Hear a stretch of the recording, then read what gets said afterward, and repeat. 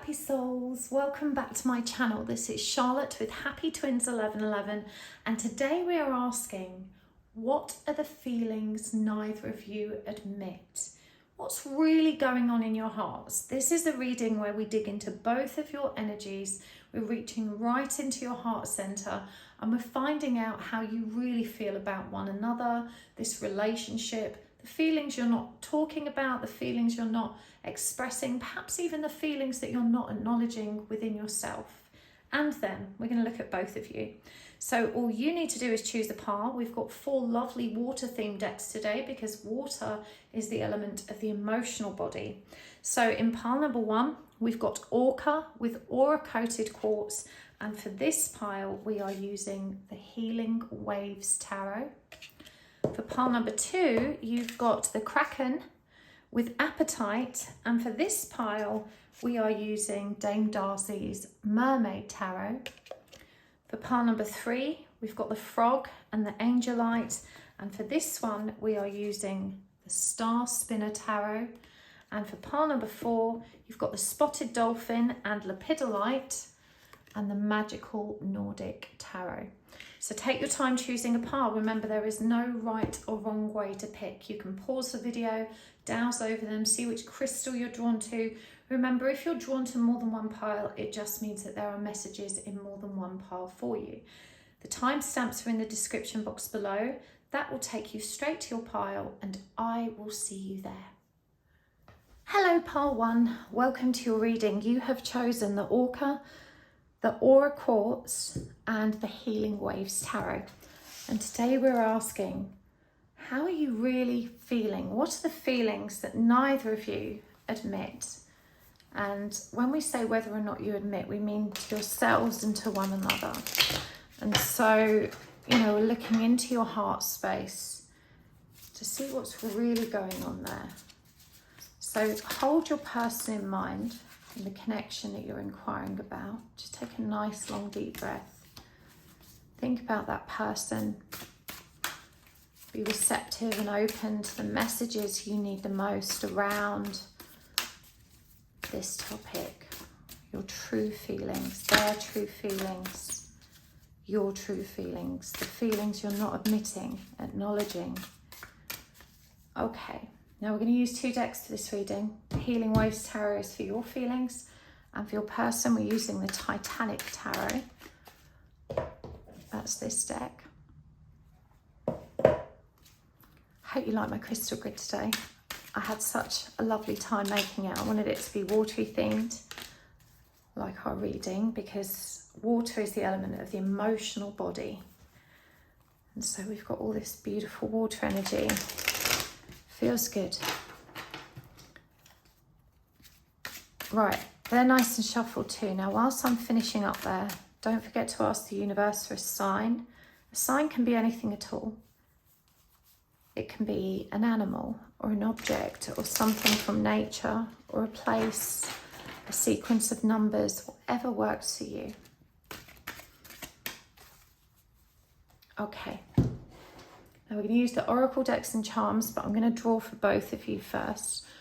I'm going to move this one up here in the middle so we can have your energies on either side of that, I think. Right, how are you really feeling, pile 1, about this person? What's really in your heart? We've got the Hierophant in reverse. Hanged Man in reverse, and the World. Whew. Intense. Let's clarify these. The King of Cups, Death in reverse, and the Knight of Pentacles. Pile 1, my goodness.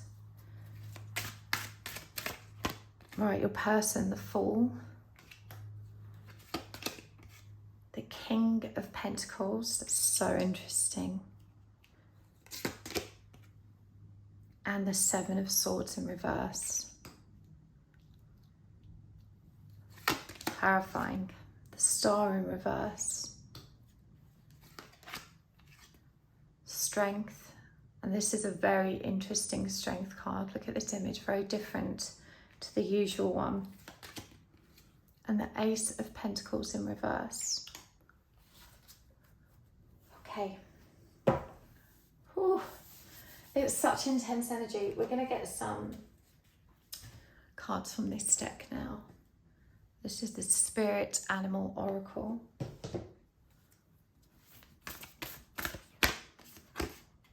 Electric Eel Spirit, more water energy there for you and for your person. Giraffe Spirit. And from this one, Oracle of the Hidden Worlds.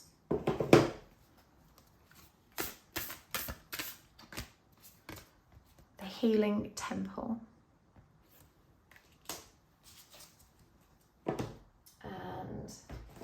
Get some of this one as well. Whispers of the Ocean.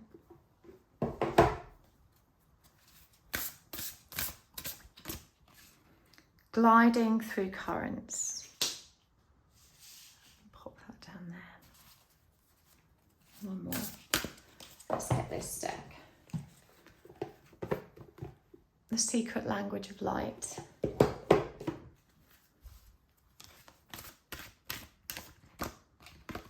Grounding. Beautiful. Okay, let's do this pile one. First of all, the card you chose. Perseverance and determination brings results. You are so frustrated right now. You are so frustrated. You are tired. You're exhausted. You're sick of this continual healing and growth and everything. It just feels like you've been overwhelmed with it all. And I feel like you've given up. The world is the kind of, right, that's it, I'm done. And I'm done surrendering, I'm done learning. I just want to have a normal life and a normal relationship and a normal time. It just feels like the intensity and depth of this soul connection that you've been navigating with this person has become so tiresome. And I want to say your rose-tinted glasses were just yanked off with brute force because you've idealized them for such a long time. And by the time they started showing up and it looked like things would get serious between you, it was just this intense, no, not this now. You are a mess. You're still behaving like an idiot. And I wouldn't normally use such a harsh term, but this is your frustration. This is your palpable energy of frustration. Like it's making me shake a bit. I feel that you're quite angry about how they just don't seem to have grown in the ways you needed them to, so that a healthy relationship could even be possible.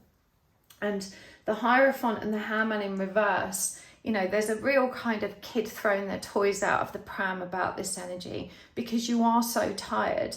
And there's this frustration that it seems to be you're the one doing all the work. You know, it's like, how are you showing up? You know, what are you doing? Why am I busting my gut to make sure you're okay, I'm okay, and growing? You're just feeling so overwrought about it all.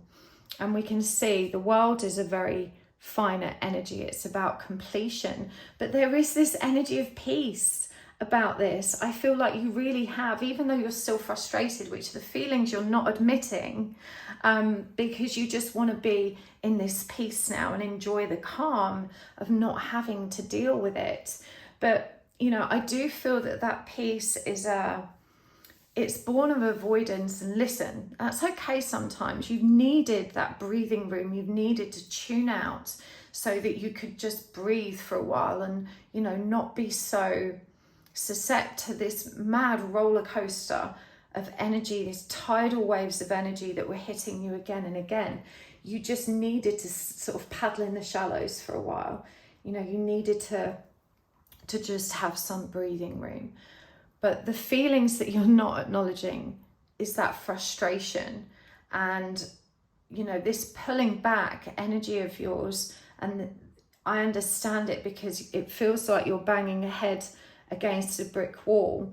But it's also, you know, this energy of getting frustrated with your own personal growth and journey.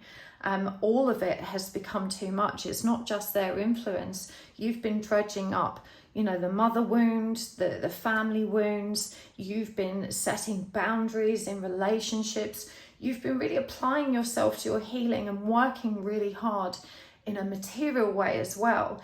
I feel that your overall home life is very stressed as well, and there aren't always enough hours in the day to care for you.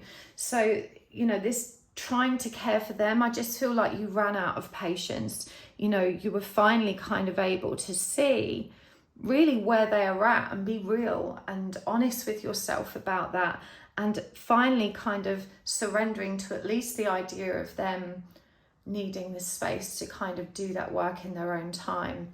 I want to say it feels like a feeling of hopelessness when your heart is really honest about it, because you did just want this so much and it just hasn't worked in the way you dreamed and really, you know, your heart wanted it to.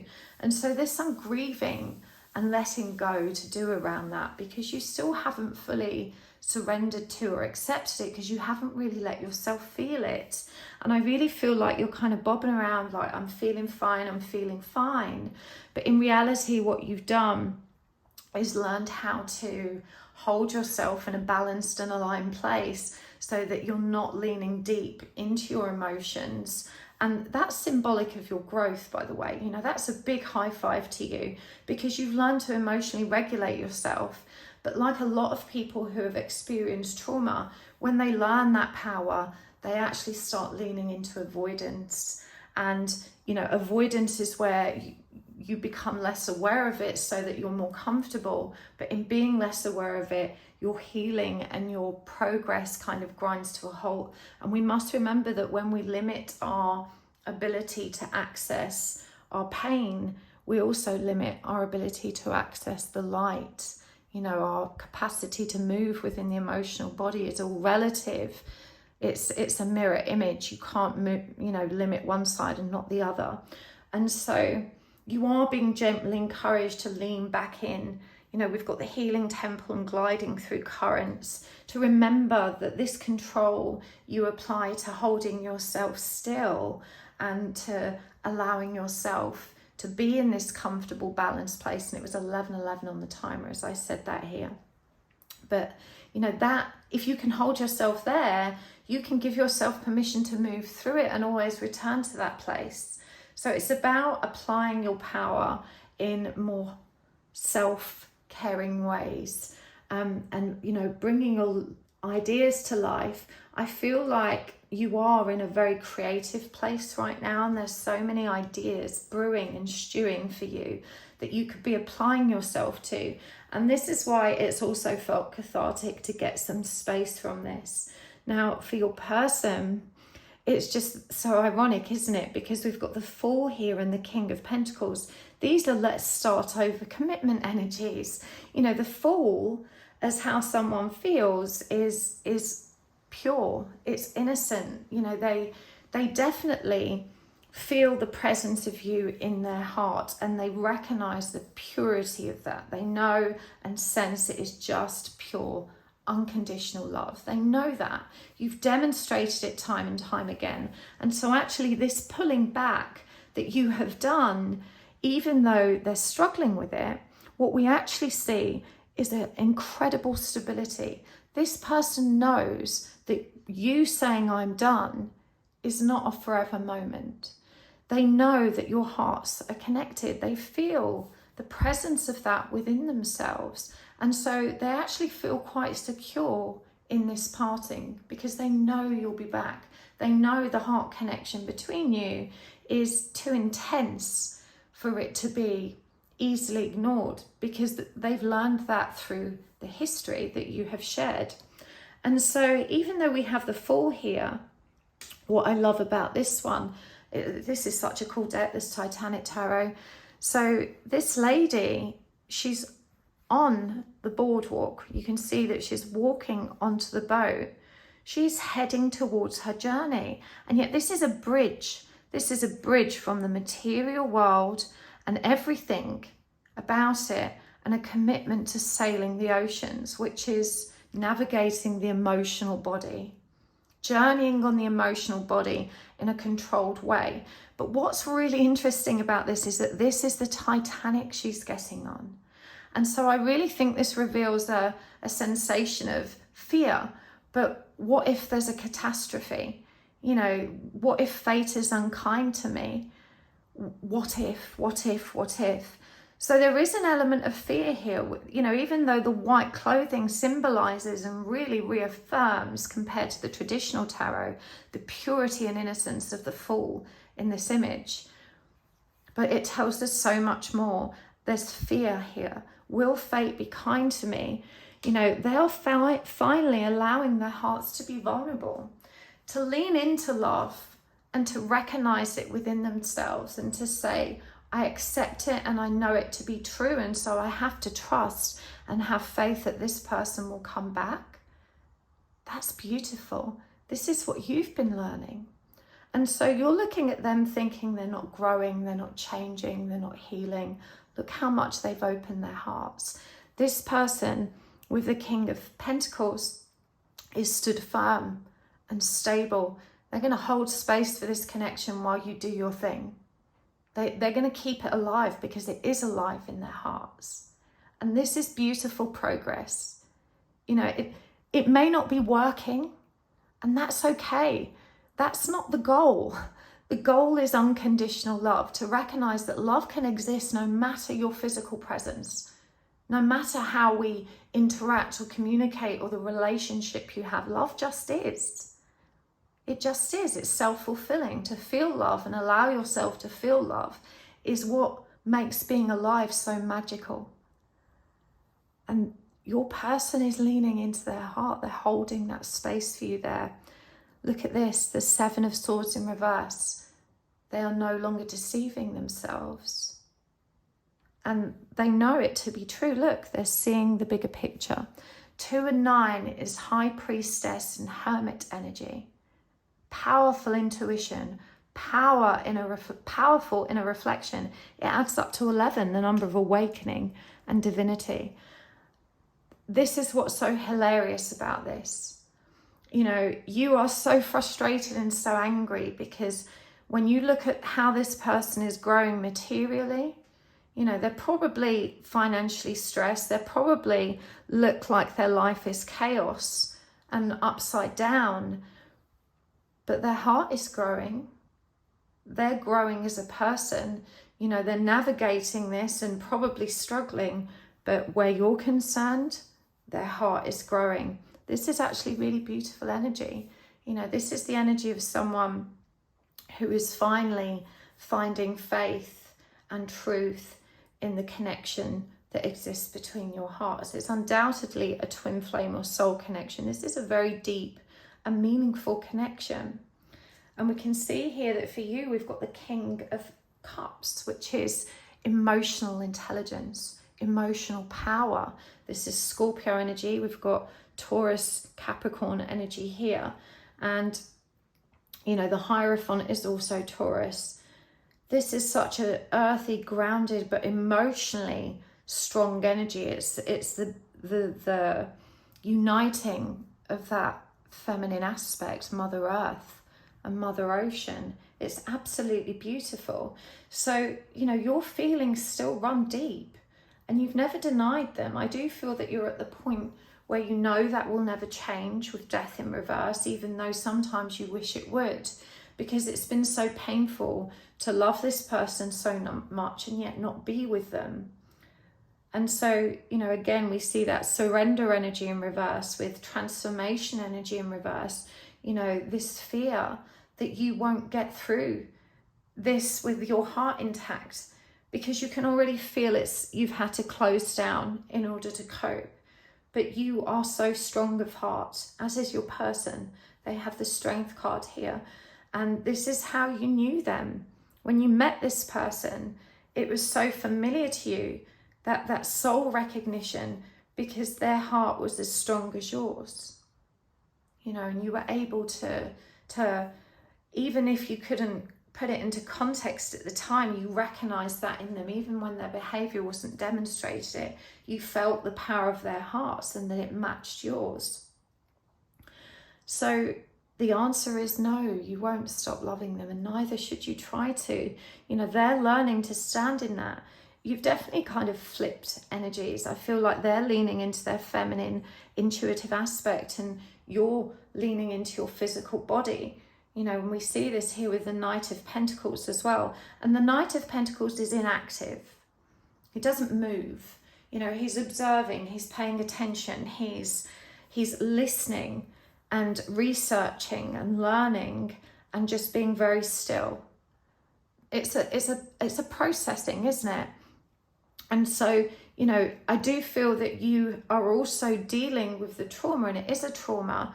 When you move into a surrender state, you have to stop expecting that the future is going to be a certain way.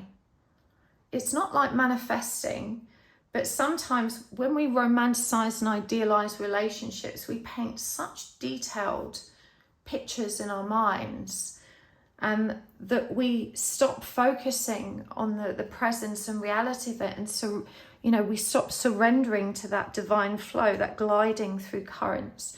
And we can see here, it's even suggested that there's that not really going out anywhere, going around in circles, processing, you know, just staying in one place, trying not to go too far into the deep, not sure where to go, not sure what to do. There's this need to kind of, you know, draw yourself in and just be still a while. And that's beautiful. You know, we all need that. But it's also a very seductive energy to be in. You've got to remember that it's moving with the waves that allows you to keep going. The current carries you where you're meant to go. I know it's frustrating not to know where that is and to feel like you're at the mercy of the ocean. But this is about trusting your higher self, your inner compass, the higher heart, the part of you that is wise, and remembering who you are and why you're here. You know, the hungry heart, the part of you that just wants to be loved, that's the wounded part of you that exists in your ego. You know, that's what you two have both been healing between you. So you've got to get back on that path. It's okay to have a rest, but this is your sign to get back to the swimming and floating, and, you know, allow yourself to swim with the current. That's when you really glide. That's when things are going nicely. It's not about being completely inactive all the time and at the mercy of it. It's about enjoying how good it feels when you're in tune with it and how easily you flow and get to where you're supposed to be. Everything feels good. There may be the occasional storm. Hey, that's life. That's nature. But you're always on the right track. It feels good to trust your inner compass. You're being reminded that this letting go of what you wanted things to be like is allowing you to make space to move towards what's going to feel the best. And see, that's the greatest thing our ego tricks us with. It tells us that we know better. That if we go this way, we're going to get what we want. Do this, do that. It tries to rationalize everything, and it's always trying to hold you back because of fear. But what if? To surrender, especially to our hearts, is to allow it to just pull us in the right direction, and that feels good. The ego thinks it's going to be terrifying. Going the right way is always beautiful. It's always amazing. Your person, we can see that they haven't got that emotional strength that you have yet. There's a lot of very rigid energies here. But we do see, you know, the star in reverse is that they're hopeless within themselves. They're crossing that bridge. They can't help but not. And look, this energy is walking towards, peering towards your side. And on your side, we have this little mermaid that's turning her back. Isn't that interesting? Hey, look at me over here. Nope, no way, bitch. So, you know, even this one's facing you. You know, this gentleman their attention is all on you, and they are afraid. They're desperately afraid. The star in reverse is someone that doesn't know which way to go, doesn't know what to do, feels very hopeless about the situation. They're going to get on the boat, but they're looking for reassurance from you. You know, their faith wavers too, and they're riding that emotional roller coaster that you were in for so long. Will I hear from them again? Surely I will. You know, knowing what you knew about the journey, you will anticipate that they'd be back, but there was always that question mark: how long? What's next? They are definitely navigating that energy from that side of the fence where you were, and you can, that switch is ever more obvious, right?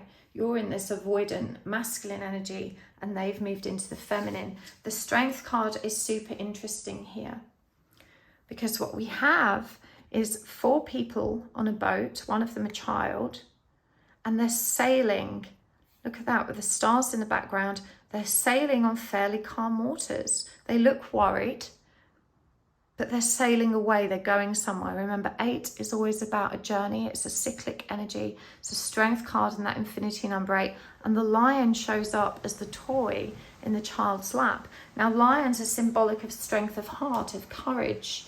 So, you know, even though your person feels lost at sea, you know, look at the contrast. They're getting on the boat.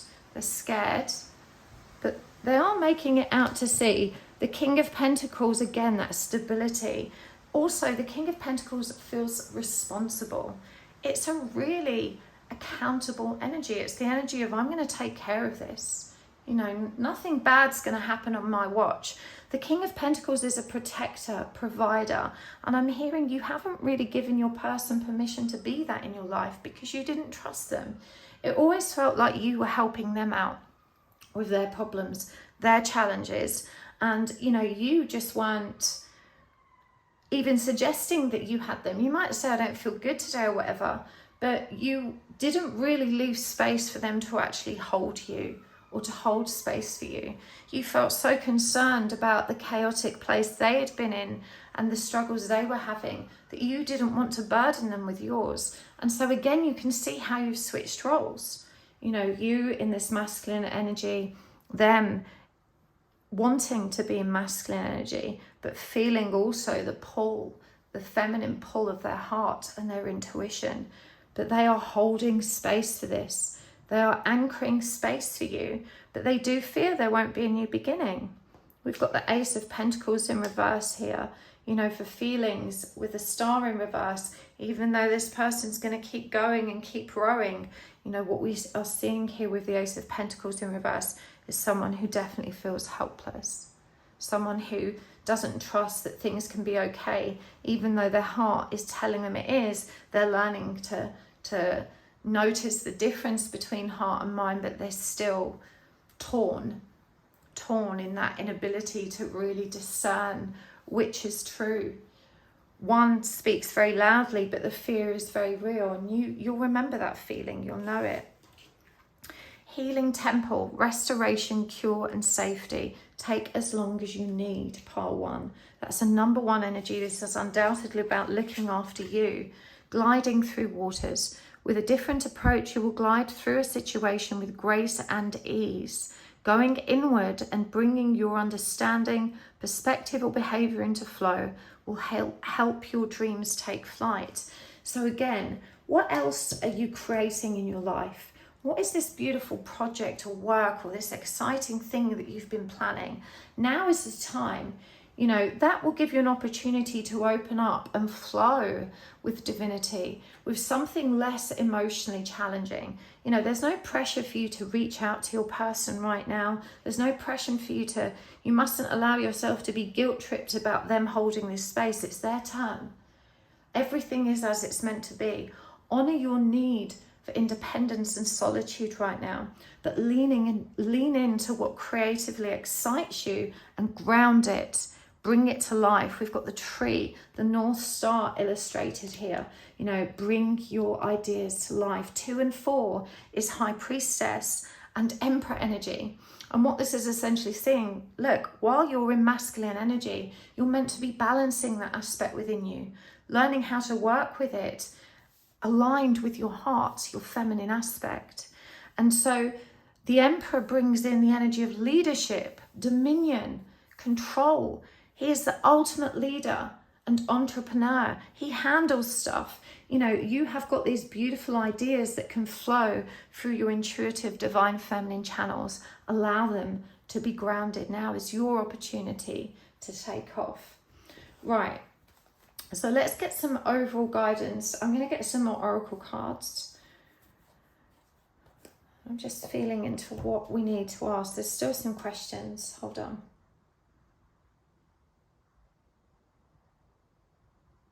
Okay. So my guide Arthur wants me to clarify the guidance you need for those feelings that you're avoiding. The King of Swords in reverse. The 10 of Cups in reverse. Wow. And the 5 of Pentacles. Right, and I'm going to get this deck. This is the Find Your Happy deck.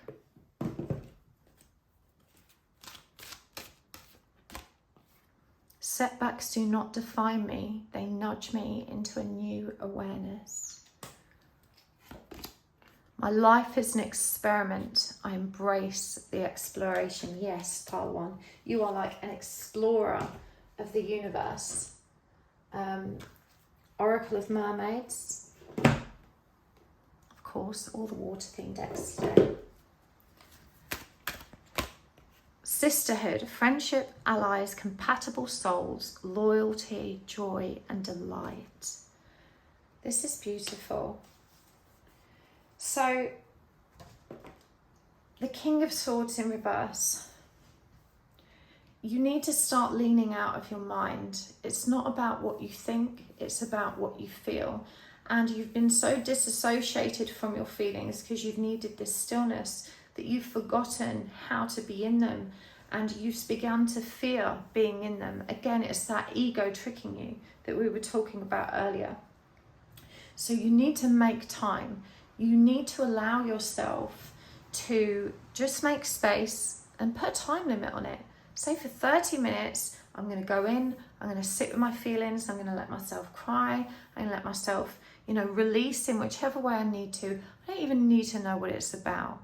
Just sit in that still place, open your heart and allow the energy to flow. Setbacks do not define you. Don't worry about the mind saying it's been too long, you've lost that power or ability. Just give yourself permission to be in it and allow yourself to be nudged into that new awareness. When the 10 of Cups is in reverse, we've touched upon this already, it's about letting go. Remember we said there's grief there. There's grief connected to the energy of accepting that your future might not look like you had anticipated it would. It might be different. But that's okay. And it's okay to feel the pain of that realization. Let it go. Let yourself move through it. Give yourself permission to sit there and dwell on the regret, the resentment, the frustration, and then actually let it go. Grieve for it. You don't need to bottle it up and try and push it down and pretend it doesn't exist. Let it go. That's what's going to allow you to embrace these new beginnings, to be an explorer of the universe. The 5 of Pentacles is about rejection and abandonment. Look at this little hermit crab. He's had to find a bottle and he feels so exposed and so vulnerable and so alone. He doesn't have a home. And that's because you've made this person's heart your home. But your heart is your home. And that's where you find them too. You're ready to lean into that now. They're leaning into it. They're learning to live in their heart. You got so deep in your heart that you suddenly snapped out of it when you learned how to. And you liked not being in it. You liked the control and the power that gave you to lean back and away and to choose this stillness and this peace. But you've been feeling kind of numb and kind of, flat. And it's time for you to feel it all again. You're ready for it. My life is an experiment. There's not meant to be a plan. There's a loose plan, but you get to find your way to it. Every step you take, when you're, you know, aligning with that free will. But free will, if you can apply that to surrendering to that current, you know, if you think, okay, the current is always going to be the easiest route to travel via. It's always leading me to something. I may not know what, but I know it's good because that's where all the water's moving to. That's where all the water's heading. You know, can you surrender to it and allow yourself to flow through it, pile one? Draw on the energy and friendship of the sisterhood. You know, you have so many like-minded, beautiful people around you that understand these crazy spiritual waves that you are navigating, you know, and you're ready for this. You're so ready for it, and they're ready to hold space for you. Again, masculine energy leans away from connection. You know, it's time to lean back in. Okay, Oracle of the Hidden Worlds. Show you the box. I can't remember if we drew from this one already, I think. No, they were the animal ones, weren't they? The Light Priestess, Galactic Wisdom, Cosmic Ritual. This is number 6 as well. Number 6 is all about love. The Dolphin Caller, Pure, Joyful Friendships and Loving Help. I love, love, love these cards. And the Pathway, Direction, Purpose and Change. This is so powerful. Okay, let's get some more of these. The Secret of Light Language. And then I think another animal card, one for each of you. Soul Journey, absolutely beautiful. Right, let's get another animal for each of you. Then we're going to take this over to the extended. Turtle Spirit, Slow and Steady Wins the Race, and Brown Bear Spirit, Take Time Out. From the Charm Bowl.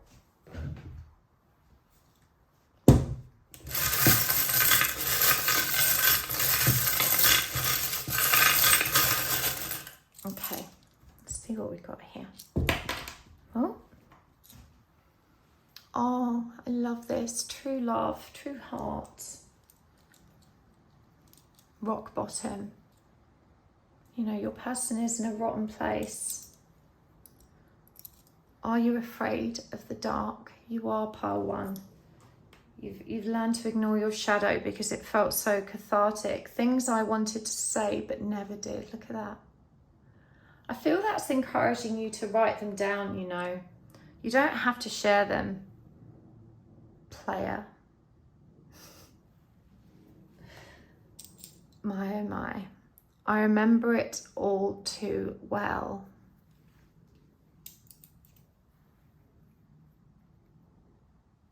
Eat a bag of D's. Okay. I'm too clumsy to be around fragile masculinity. Wow. Wow, wow, wow. And the connecting one. I saw that. Oh, wow. Okay, that is so super intense and hilarious. Right. Let's start with the turtle energy. Okay, slow and steady wins the race. This is a number 6 and number 2 energy. Remember we had that 6 energy here, the energy of love with the Light Priestess. Pile 1, it isn't a race. You know, you don't need to keep pace with anyone. You need to stop comparing yourself to everybody else. And you need to just keep moving. Just keep moving. Slowly but surely, keep moving. Clearly you are afraid of the dark. You've learned to lean out of your shadow, you know, but your heart is true and pure. They know it, you know it. You need to step back into this. I really think that journaling is going to be great and powerful for you. And, you know, with this one, you've got to stop being so hostile. This is your masculine ego, your fragile, distorted masculine energy coming through. And look, they are way too clumsy to be able to deal with that sensitively, which is, I feel like, why you two have maybe clashed heads, you know, and they're starting to feel like you're the one that's being a player now. You're the one that's being avoidant. You're the one that's being shirty. You know, they're really struggling with this. Can you be more gentle? Your spirit guides, right? This is Jesus Christ, and he's saying, I saw that. Look how stunned he looks. Look at those eyes. They're out on stalks. you know, you need to tune back into your guides and into your inner wisdom and your inner guidance. I know it's felt like such a release to be on the surface, but you've fallen into old patterns of egoic behavior.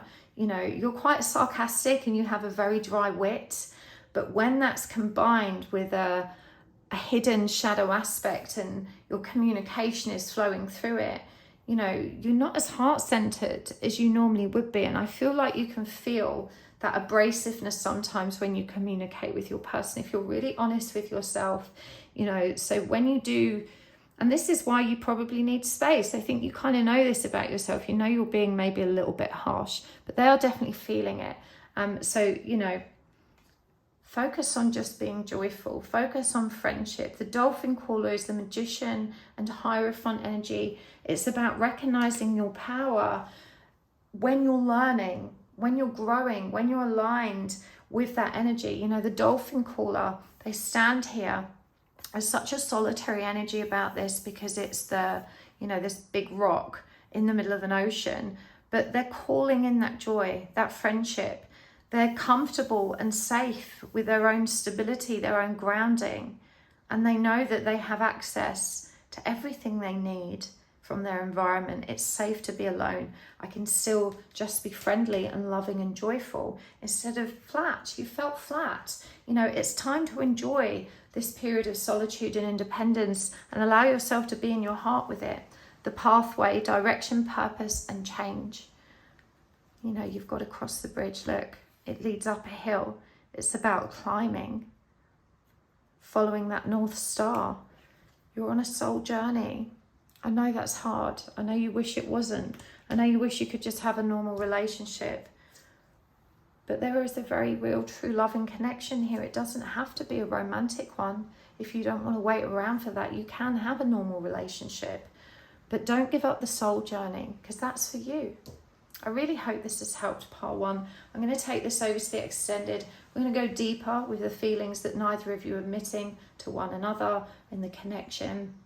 I really want to learn more about what they are deliberately hiding, the feelings they are aware of, but you know, they're not saying. I want to go deeper into that. So if this has resonated, you can find the link to the extended down below. But thank you for joining me here. I appreciate you guys so much. Thank you for your beautiful comments and for your beautiful feedback. It really is so uplifting and makes my day. I appreciate you so much. Don't forget to check out my website if you'd like to book services with me. You can find classes and private readings and all sorts of cool stuff. I will see you there at happysouls1111.com. In the meantime, lots of love and take care. Bye.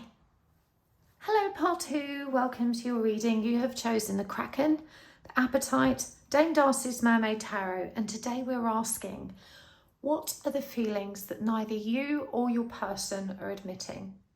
What are you really feeling for each other and about the connection? What's really in your hearts? We're delving into the feelings that neither one of you are able to acknowledge by either discussion with one another or perhaps even acknowledge to yourself.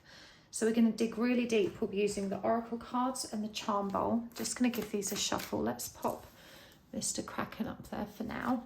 We use two decks for this reading. One for your feelings, one for your person. Whilst I'm shuffling, it's a really good time to hold that person in mind.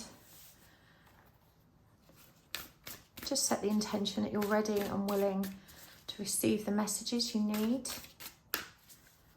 And you can also ask the universe for a sign. A sign can be anything at all. It could be an object or an animal, something from nature, a place, sequence of numbers, whatever comes to you first. And it's just a way for the universe to let you know that you are seen and you are heard. Right, for your person, I'm going to be using a Titanic Tarot, all water themed decks today, because feelings or emotions are related to the element of water. Water represents the emotional body. That's why we've got this watery grid today with Mr. Whale. I love whales. They're one of my faves. Mr. Whale joining us, and the moon energy, which is also symbolic of the emotional, intuitive self.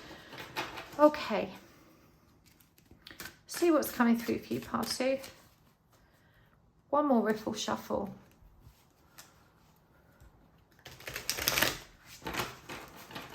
Right, let's do this. Pile 1. What are you really feeling? What are you not admitting? What feelings are you not admitting? 2 of Wands in reverse. The King of Cups in reverse. And the 5 of Pentacles. We're going to clarify those. So clarifying the 2 of Wands in reverse. That's the 7 of Cups. Clarifying the King of Cups in reverse. That's the 8 of Swords in reverse. And clarifying the 5 of Pentacles. That's the 8 of Wands in reverse. Okay, let's get some for your person. What feelings are they not admitting about you and this connection? Okay, we've got the Lovers in reverse. We've got the 8 of Pentacles in reverse. And we've got the King of Swords. And clarifying these. So the Lovers in reverse is clarified by Death in reverse. The 8 of Pentacles in reverse is clarified by the 6 of Wands in reverse. The King of Swords is clarified by the Queen of Swords in reverse. Wow. Okay, right. Let's get some oracle cards as well. We're going to start with these. This is the Spirit Animal Oracle. So we're going to choose one for you and your feelings first, like a significator. Oh, we got 2. Okay, we're going to keep them both. Panther Spirit, reclaim your power, and Dove Spirit, be peace. And for your person,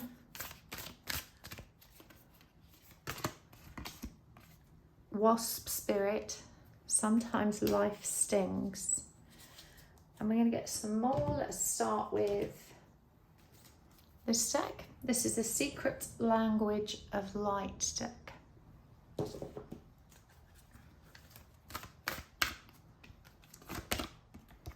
Grounding. This also came out for pile 1. And from this deck, this is the Oracle of Hidden Worlds.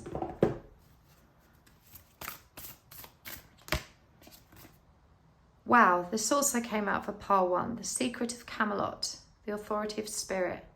Maybe it didn't. I can't actually remember now. I've definitely seen that card today, but I've been doing private readings as well.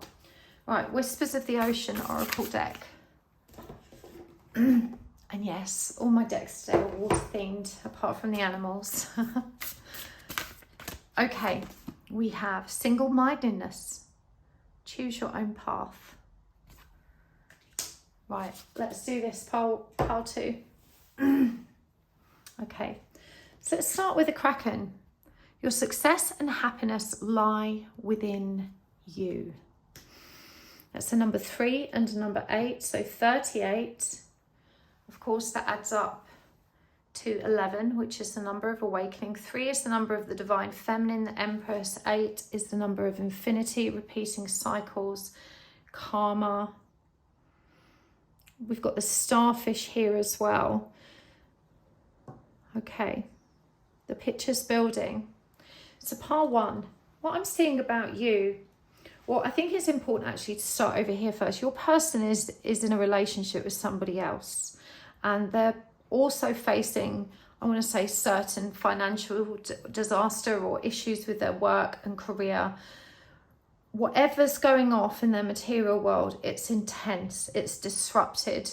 They feel like an absolute failure, and they may have kept this from you. Certainly, remember, we're asking about the feelings they won't admit, and this person feels like they have no power and no space in which to move towards you. They feel very trapped.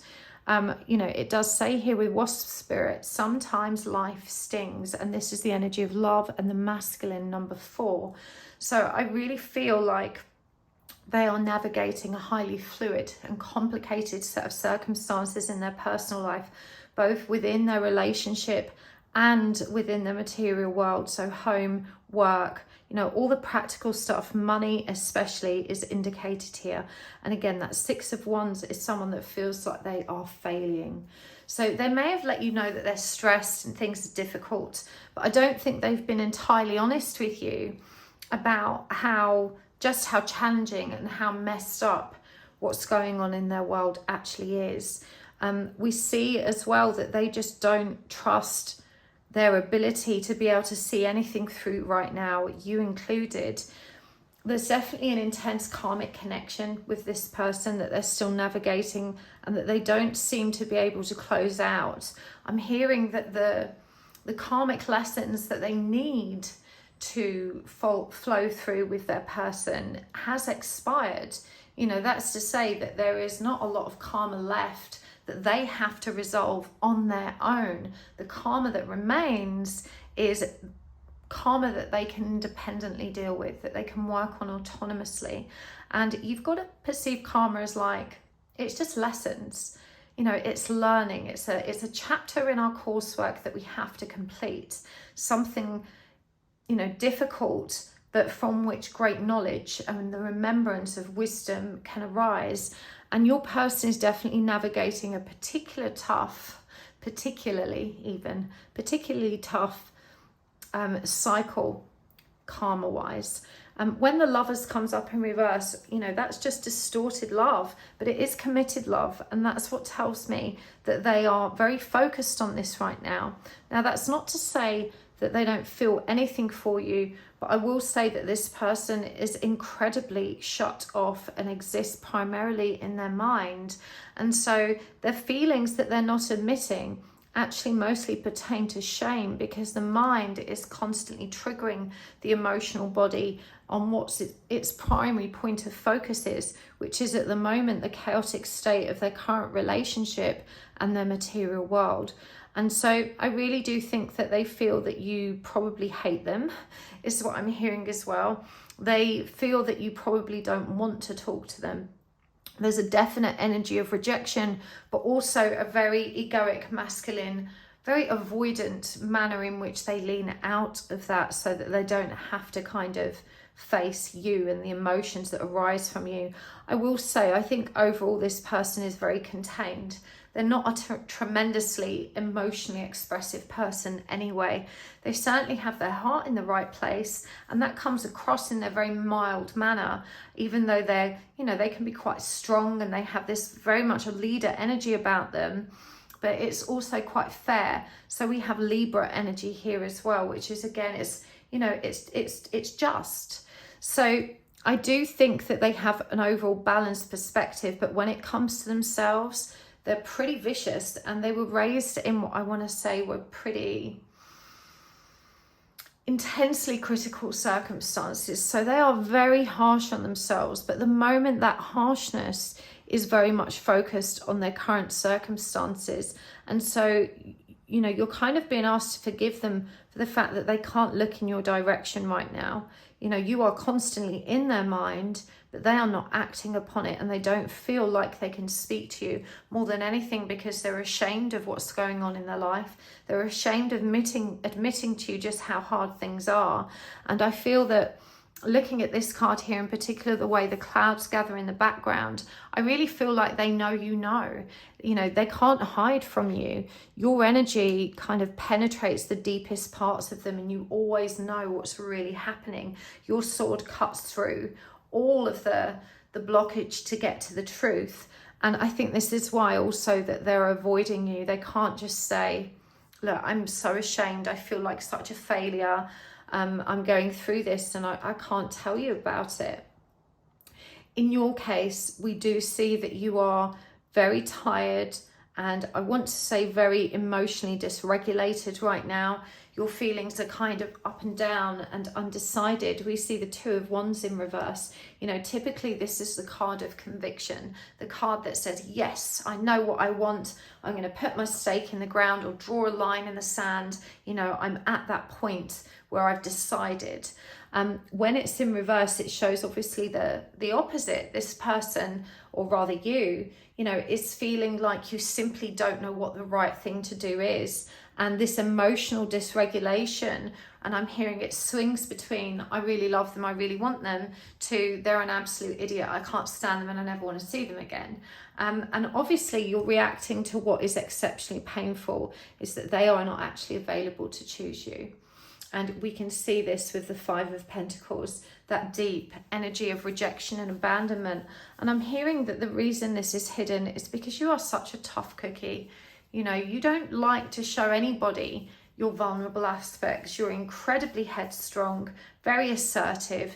You know, most people would perceive you as, you know, quite hard-faced in terms of putting on a strong front and marching anyway and, you know, always getting stuff done. But there is this very soft part of you that you don't allow yourself to admit to others, and in that respect you're really mirroring each other, that resistance to admitting our weaknesses or perceived weaknesses. And that's the problem, you both perceive it from this perspective of weakness.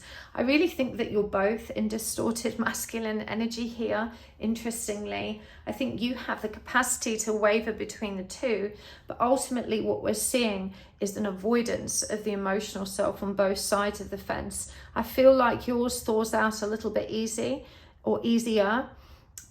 and you at least, I think, turn to those wounds and those truths and feelings at some point, but for them they are totally shut down. And I think for the most part, not only do you shut yourself out from that awareness, but you definitely shut your person out. I feel like you would say something like, I'd rather die before they saw me crying over them.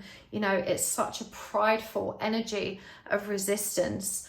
And you've got reclaim your power and be peace. Now, Panther Spirit is number 44. So again, you've got double masculine energy there. And that adds up again to that number 8, the infinite cycle of life and all the lessons that we are learning. It says here, reclaim your power.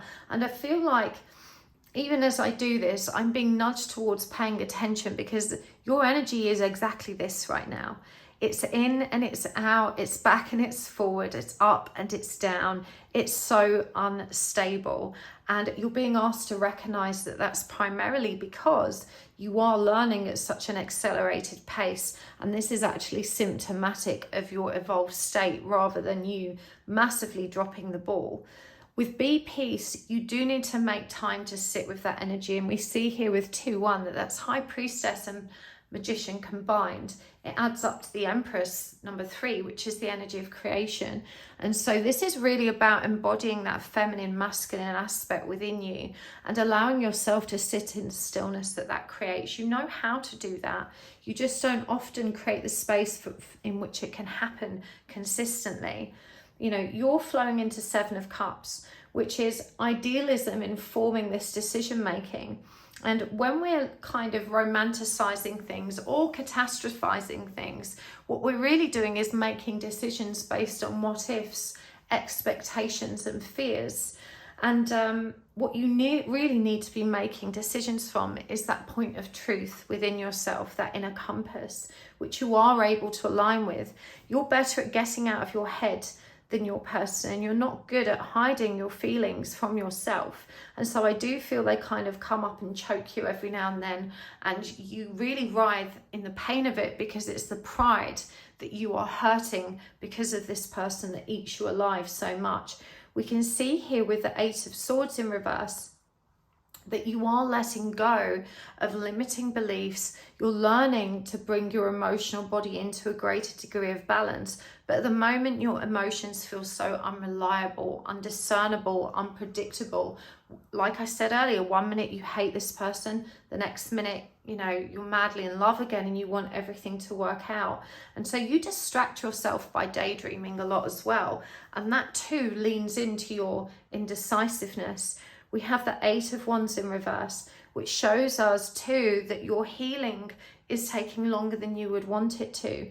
And I feel as well, you've put on such a strong front to your person that you almost don't want them to see you, you know, in this place. And so there's a definite avoidance on both sides of the fence, whereby I think you're both kind of leaning out of communication. And I think secretly you would like a bit more, but you're too prideful to actually chase them. And if I had to summarize your energy and feelings, I would say it was controlled grief. Like, you know it's there, you hide it most of the time, especially from them, but it kind of comes up and chokes you every now and then, and you kind of know what to do with it, but you're not creating enough space in which to do that work.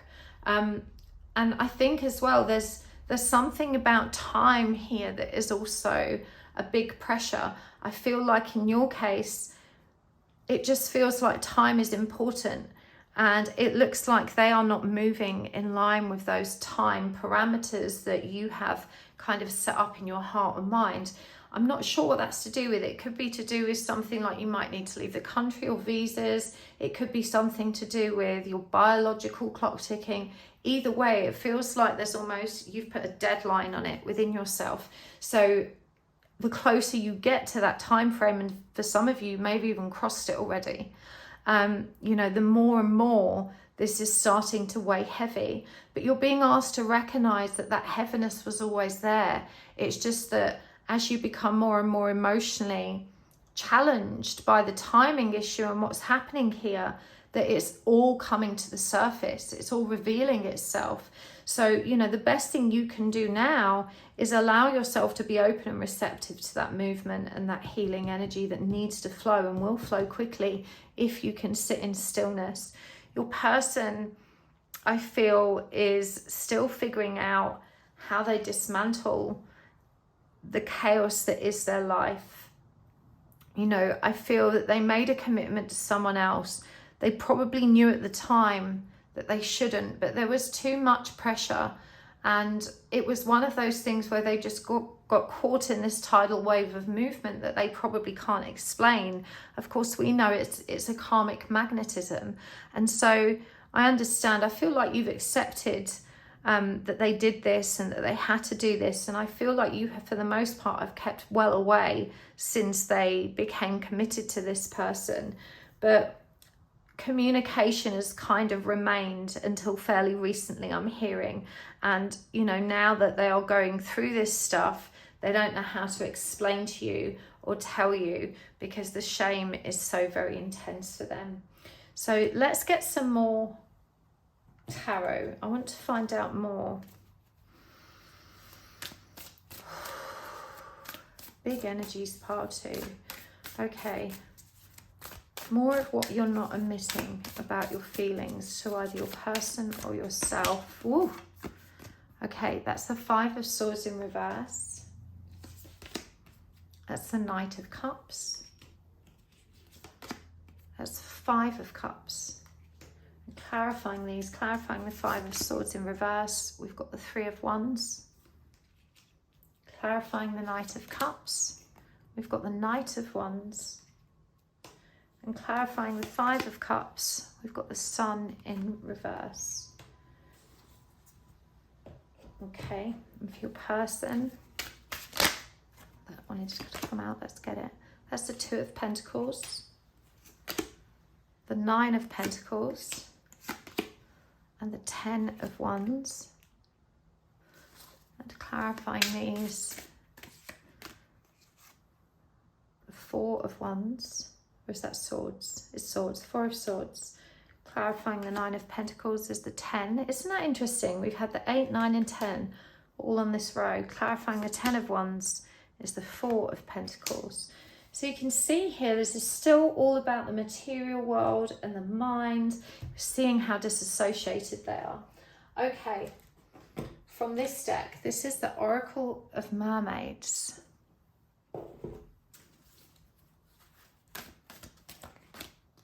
The unseen. Too much is hidden from you. And Lemuria returns. Earthly spirituality, community, and ocean conservation. Okay. So I really think, part 2, you know, you have bottled this energy, this grief of them moving on for a really long time. You've tried so hard to be okay with it. And for the most part, you've really marched. You know, you've pulled yourself up by your own bootstraps. You've had moments where you've broken down and that grief has just kind of flooded out. But for the most part, you have carried it. And it just feels like that bag has got heavier and heavier and heavier. You know, the Five of Swords as well is really having to rein your shadow in. And I think sometimes, you know, you do feel that kind of uprising of darkness that perhaps makes you think of spiteful things or vengeful things. And they're only momentary, but you're being asked to pay attention to them. Because I think, you know, I don't think you project them at your person, but there's something to do with that energy going round and round in you and being projected at yourself. You know, it's like the old saying, when we're annoyed with someone, when we're frustrated, when we're feeling really rotten, we'll think to ourselves, gosh, I wish they'd just kick rocks. You know, I wish they'd get what was coming to them. It's that kind of energy of just brief moments of fury at yourself, at the situation, at them, at their horrible karmic. It kind of all gets stirred up in you and it explodes in these, you know, little mini thought processes of wishing ill on their karmic, them, you know, the situation. It's tiny. It's not a major thing. But again, you know, this is the lens through which you communicate and express everything. This is it's like a thorn in your bag. You're carrying this heavy weight anyway, and it's like there's a sack of rocks in it, making it heavier and smashing into everything, creating more chaos. You need to be aware of this. It's nothing to be ashamed of. We all have thoughts like this sometimes. It's a natural human trait when we are in a low vibrational state, when we're good and angry, or even very depressed, or, you know, experiencing those low vibrational energies. We can feel like we want to hurt others. And it's hard to admit that. It makes us feel ashamed because we have pure hearts and we know that that's not the way to behave. But you don't act on this thing. You don't act on it. Most people don't act on it. You know, this is about you just recognizing it and working with that energy as it arises, because there's something from your teenage years here as well that this is processing. You've got the Knight of Cups and the Knight of Wands. This is emotional, spiritual self and the way you were shaped as a teen, you know, and the grief that has arisen with the Sun in reverse. I really think for some of you this is to do with children, losing children, not being able to have children, wanting to have them with this person. We can see again that pregnancy is indicated here, and I just really feel that Five of Cups, her belly is covered, but we've got the Sun in reverse, which is child energy. Whether this grief is, it could be your inner child. If it's not about your child, it's about the inner child. We've got that teenage energy here in the Three of Wands, that yearning for fulfillment, so bored of watching your ship sail away with somebody else, you know, in the wrong direction, not coming towards you. There's a lot of frustration. And like this card, the Unseen, too much is hidden from you, because it's the only way you've been able to cope is to just kind of keep marching, carry the bag, carry the bag. You know, at some point you kind of have to unpack it. And so what's so interesting to me about this is it really feels like neither one of you really communicates what's in the depths of your soul. Those really intimate conversations are kind of few and far between. You know, sometimes you get a little bit deep, sometimes you get a little bit vulnerable, but both of you kind of skate on the surface, you know, avoiding that big, tense, really spicy, like there's a lot of chemistry here, really spicy elephant in the room. And, you know, I feel like that's how you two express intimacy, probably by being flirty and sexy, you know, but when it comes to these deep feelings, the deep grief you're feeling and navigating, you know, you just don't talk about this. Your person is next level avoidant right now. Look at this Ten of Wands, someone who's burdened and they have their back to us. You know, they're looking behind them. We've got the Nine of Pentacles trying to recreate that stability and wealth for themselves, and the Two of Pentacles trying to create balance. The Four of Swords is about healing, but it's the healing of the mind. And, you know, in many respects, this is positive. What I'm hearing about your person is that even though they might not be waking up in the way that you're aware of, this person's now starting to read between the lines of popular media and the narrative that are being peddled there. They're starting to form a deeper layer of intellectual awareness about spiritual matters and the undercurrent of energies that exist in the world today. It is a kind of waking up. It's an intellectual waking up, but they are questioning their own religious bias and spirituality. You know, they're asking really philosophical and deep questions. They're just very, very committed to and distracted by what's happening in the material world. And here with the Four of Pentacles, again, we see that clinging on, carrying the burden and not having the strength or the courage to move away from it. Lemuria returns, earthly spirituality, community and ocean conversation. And that's exactly what we're talking about. Earthly spirituality, the tangible stuff that, you know, they can wrap their head around. They're not going into the deep with this, not like you do, but I feel that they know what your deep spiritual beliefs are, and there's an acceptance, there's a quiet acceptance around them. They're just struggling to figure out what it all means to themselves. In all cases, grounding is indicated. You've got the authority of spirit, which is asking you to trust in the path that's been laid out for you. Don't get frustrated with it. Be single-minded. Choose your own path and what is best suited to you. You don't have to wait for this person.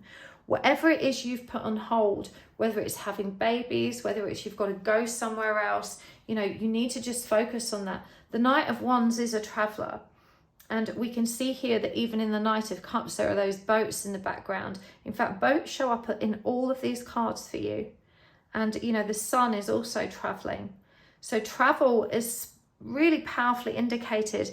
And behind this lady, this mermaid in the Five of Cups, is that bridge, you know, beckoning you over to the other side. So I really feel like, based on the fact that your person is really trying to stabilize their existing unit, even though there is no emotional fulfillment there at all, it's what they feel they need to do, rightly or wrongly. That is the karmic path they're on. You know, you are being asked to process that grief and allow yourself to be single-minded about all of that stuff you're dreaming that needs him to, or them to, take a step for you. I really feel like your person is just so emotionally closed off right now as well. Let's get some more cards. I'm going to get more of these. This is that Secret Language of Light deck. Soul Name. Oh, I really like that energy. Soul Craft, number 10. Number 1 and number 10. Let's get another animal.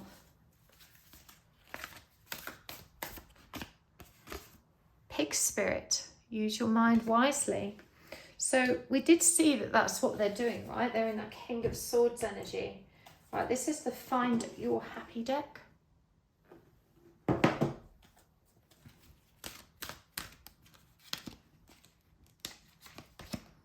I'm gentle with myself in transitions. And for them, I feel abundant and live a rich life now.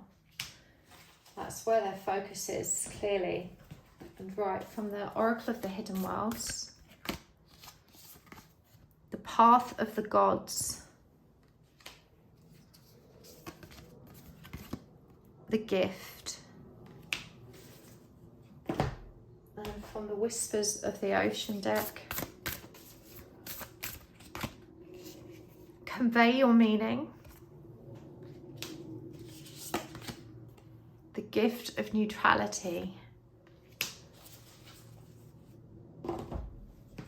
and from the Oracle of Mermaid deck, Sacrifice,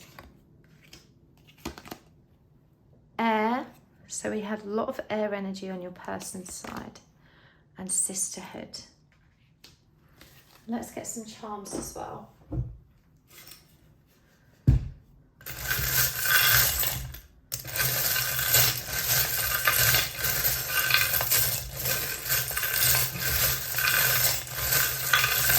Right. Okay. Let's see what we've got here. Okay. Oh, we dropped one. Friends don't lie. The True Love Heart. The Diamond.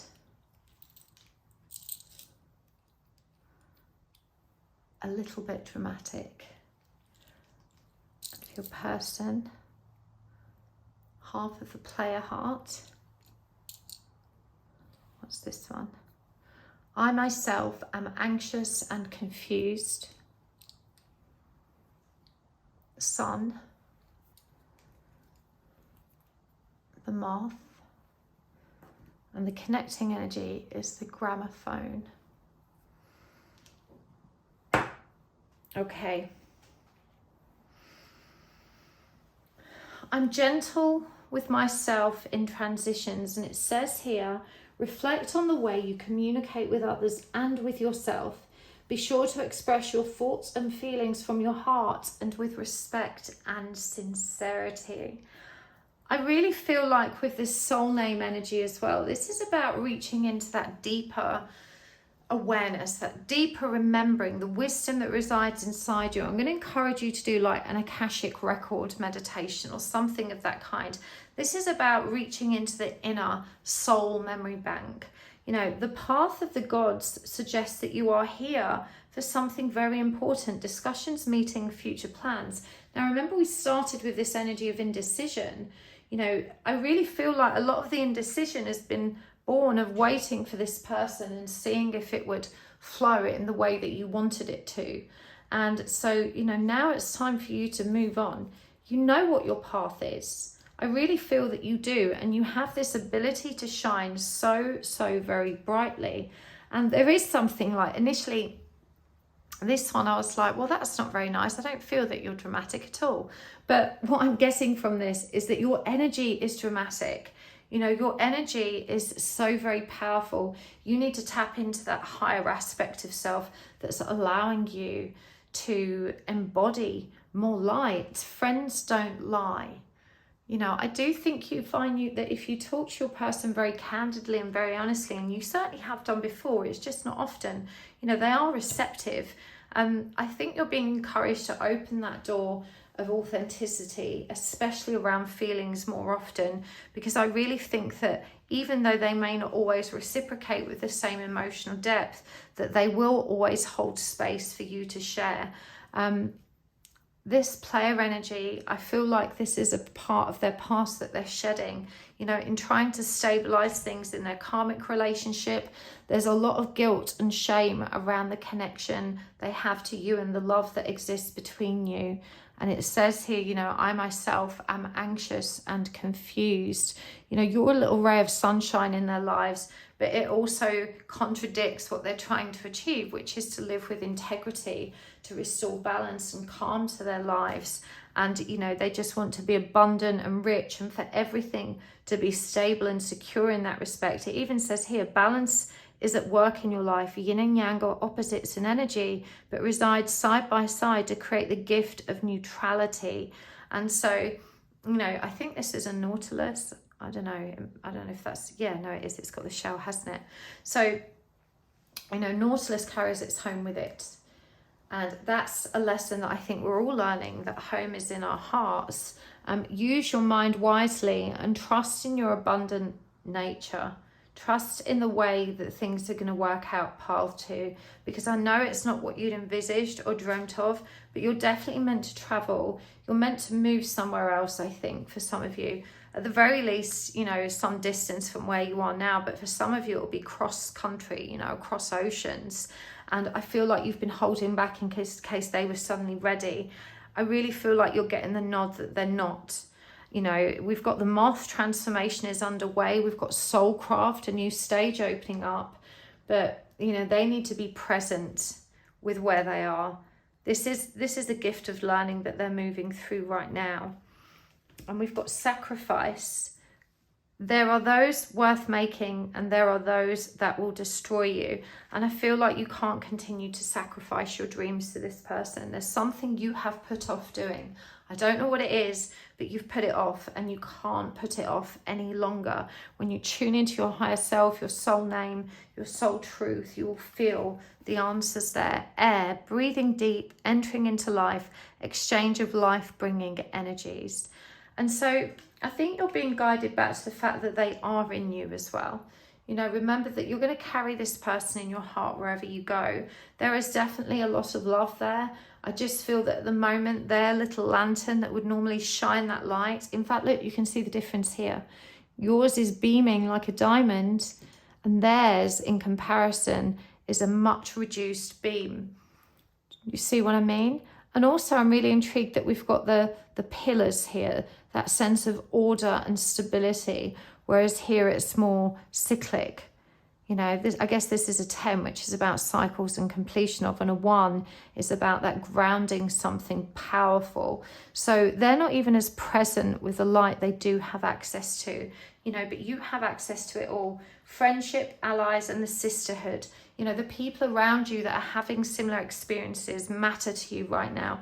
You need to pay attention to the relationships you've already forged and the rich guidance and care that you can still, I've got to adjust this. I need some more in there. Where's that gap opened up? Ah, there we go. I nudged it, didn't I?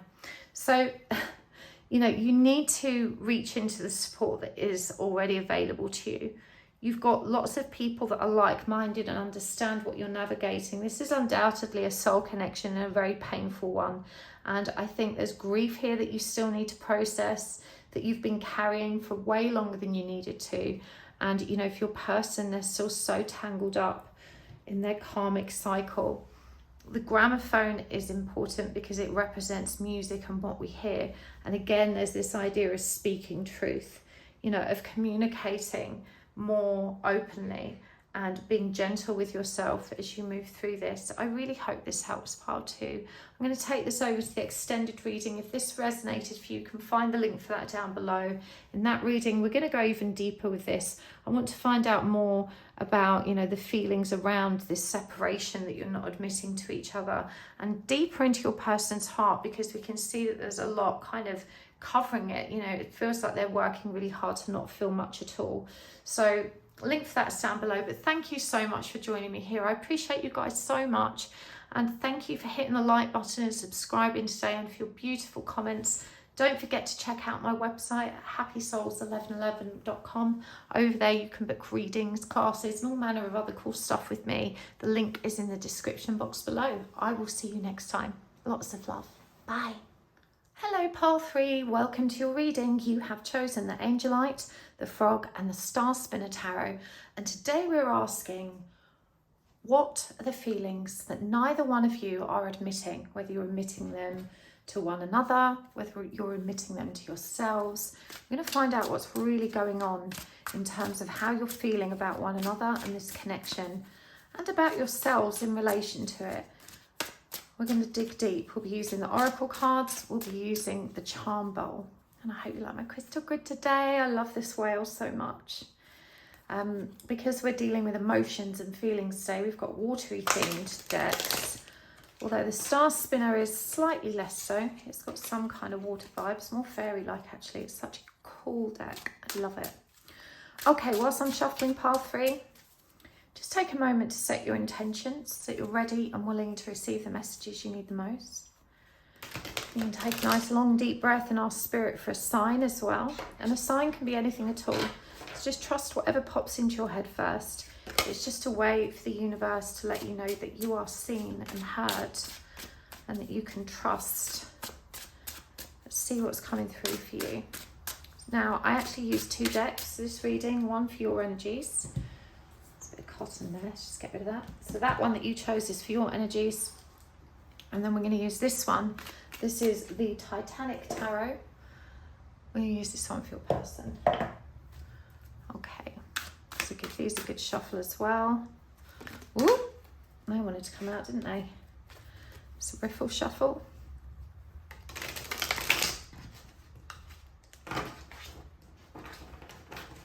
Okay.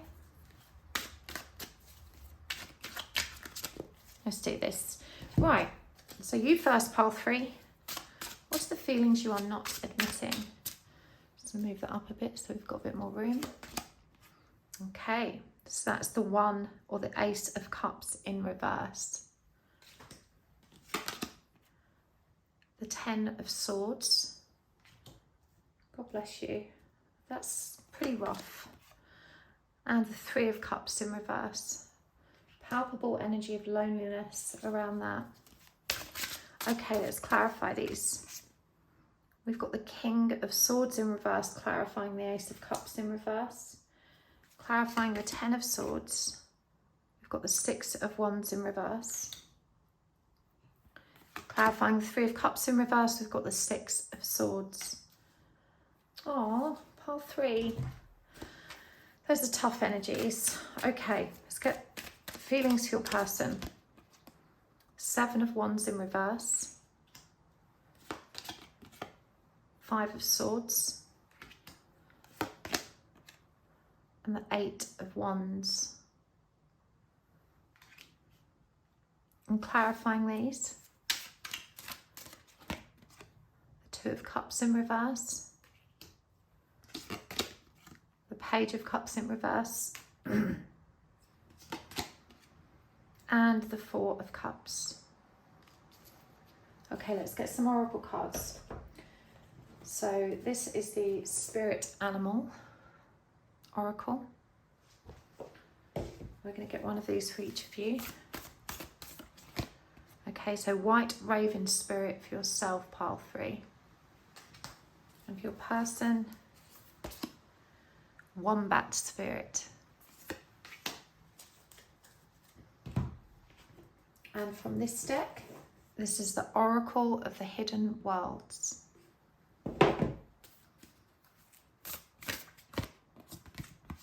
Insight, magical tools, writing or star crafting. The Healing Temple of the Lunar Light. Life cycles, energy healing and communication. And the Gift, present, honouring and offering. Okay, we'll get more as we go. Let's start where we are. So Ace of Cups in reverse, clarified by King of Swords in reverse, and all the energies that follow. You know, this all adds up to a pretty tough time that you are navigating right now. And I'm hearing that, you know, you are feeling pretty rotten about yourself, about the situation, about them. You know, there's a lot of anger here. There's a lot of recognizing how you were taken advantage of and how your vulnerabilities and naiveties and your need for love was manipulated and corrupted. This to me feels like a situation in which you have faced someone that, you know, has pretty unpleasant tendencies when it comes to communication, when it comes to navigating challenges together. And we can see just how heartbroken you are. The Ace of Cups in reverse is a really strong energy of self-loathing, you know, and the King of Swords is a mind that's in chaos, unable to see clearly, unable to know what to do. The Ten of Swords is feeling deeply in pain and betrayal. And, you know, as I say, I really feel for you and I wish I could give you a hug. But I want to show you that this is a phoenix or a peacock. And that describes an ego death. It might be an ending, but it's the ending of a difficult cycle in your life which has been really hard for you. You know, 10 is about completion. So even though your pain and your suffering probably feels like it's at its peak, it's going to become more subdued from here on. We can see this with the Six of Swords, but with the Six of Wands here clarifying the Ten of Swords, one of the hardest energies that you're contending with is feeling ashamed, feeling guilty, feeling like a failure, feeling like you didn't succeed or you didn't do things right. There's a lot of harsh beating yourself up here for the decisions you made and the choices you made and the way you communicated and interacted. And I just want to start by saying that that really demonstrates a great deal of humility. You know, you are being accountable to yourself, but way too harshly. It's good to be self-aware of our own misgivings, but not to the point where you are literally destroying yourself with regret and self-resentment. We see that you are so lonely right now. I think probably this relationship that you were navigating, it went on for so long and it was so toxic that a lot of the people around you that cared about you became frustrated with your inability to let go. There may be some suggestion of moving away or trying to find, you know, a new beginning somewhere, whether geographically and like in a literal sense of traveling and moving, or at least energetically, because the Six of Swords is about moving yourself to safer space, coming out of stormy waters into the calm. And it's, you know, there's a lot of movement in that energy. In both cases, it's for respite. It's to buy yourself time and space to actually heal. And you do need that. So when you have people around you that don't understand what you're going through, even if they're physically present, it can feel so lonely to be having an experience that no one has. And I remember that too well. And my guides gave me such a perfect analogy for that. They were saying it's like being a tall tree among saplings, you know, because you've grown that bit taller, you've got a very different view, you've got different perspective. And, you know, when you try and say to the saplings, hey, look at what's over here, you wouldn't believe what I can see over there. Their attitude is, well, that's not within our sphere of awareness. What are you talking about? You're crazy. That's not happening at all. No one else can see it.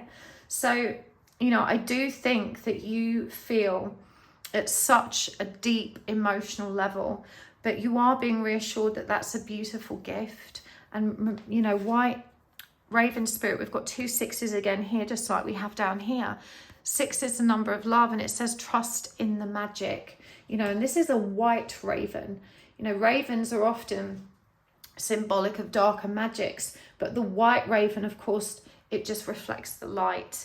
You know, this is such a beautiful energy. It also reaffirms your intuition, you know, your gifts, of which there are many. Like I said, having a powerful emotional body is a tremendous gift, but you have to learn how to harness that power now, how to regulate it, how to be stable.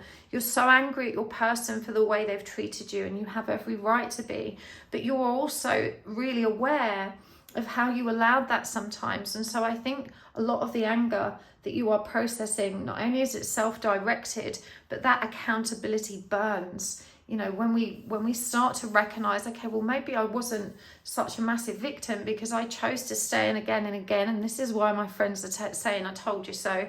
You know, why didn't I see it? Why couldn't I let go earlier? Why did I stay there? Look at me now. You know, so you blame them, you blame yourself. And this is just one kind of, it's one heavy load for you to carry.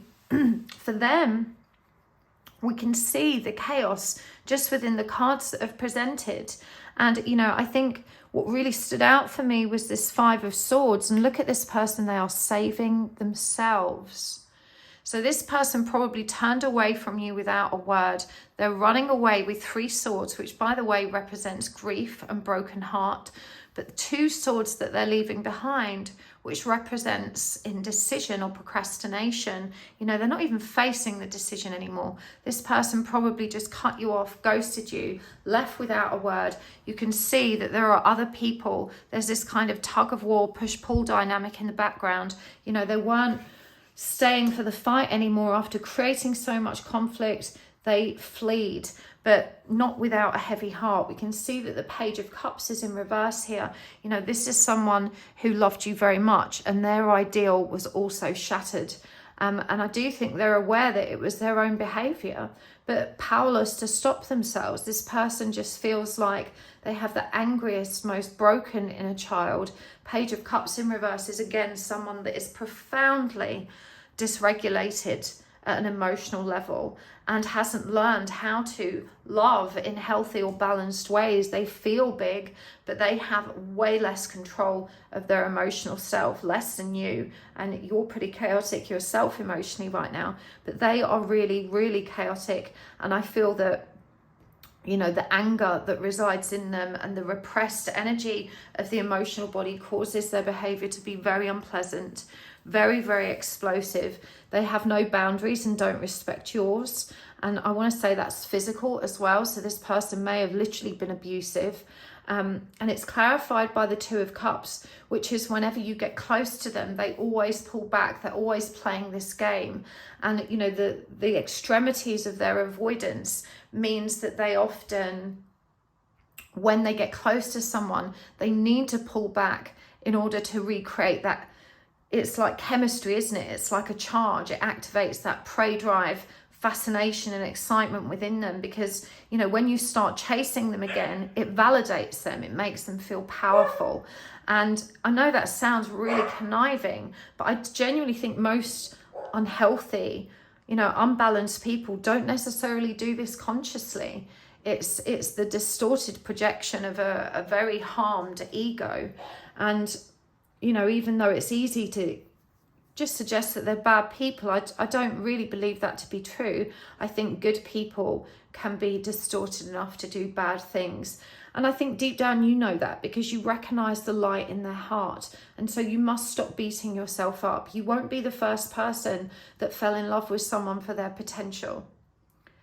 You know, because you could see that light in them. You could see that they did have a pure heart. There was glimmers of it here and there, enough for you to recognize, you know, that they were deep down a really good person, and you could empathize with a lot of their experience and the things that have kind of twisted them up. And I do think you have a high level of emotional intelligence and were more empathic and compassionate and understanding than most could be. But you also didn't have healthy boundaries. This person, I think, with the 8 of Wands, you know, they moved away very quickly. And I want to say they were flowing entirely on instinct. You know, that the universe was probably dragging them out of your direction as well. And you can see how urgent it felt, because here it's like they're swimming to the surface for air, you know, which is life-sustaining. So that feeling of I have to get out of here, I have to move away from this. And that 4 of Cups is them constantly dwelling on it. You know, much like you, they're dwelling on it in a very emotionally charged way.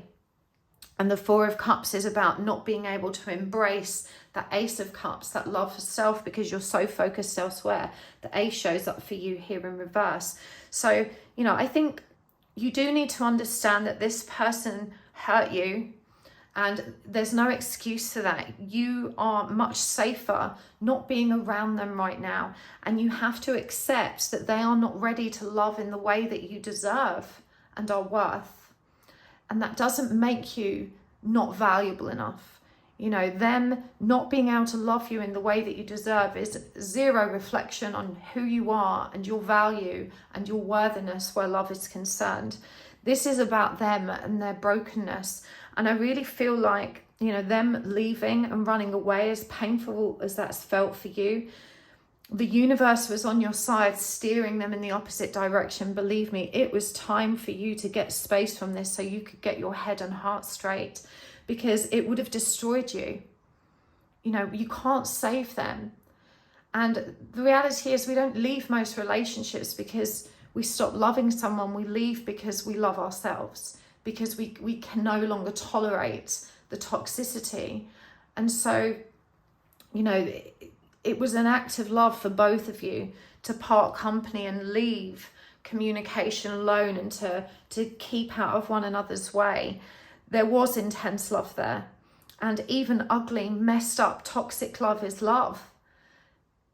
It is. You know, there's no denying that. You felt it. They felt it. It's still love. But when love becomes so twisted and so codependent or avoidant and so traumatized, it's no longer healthy for you to lean into that. You've learned some valuable lessons here and you didn't do anything wrong. You really needed to hear that path 3. You know, this wasn't about you making wrong choices. The choices you made were with the knowledge, understanding and truth that was in your heart at those times. And it is really hard to accept sometimes that our soul would choose something so challenging, so painful, so hurtful or hard. But it's because if you hadn't had this experience, you wouldn't be making your way back to yourself. You making this leap of understanding, no, actually, I wasn't a victim of this asshole. I was actually a willing participant. I showed up for it. I didn't learn my lesson. I went back again and again and again.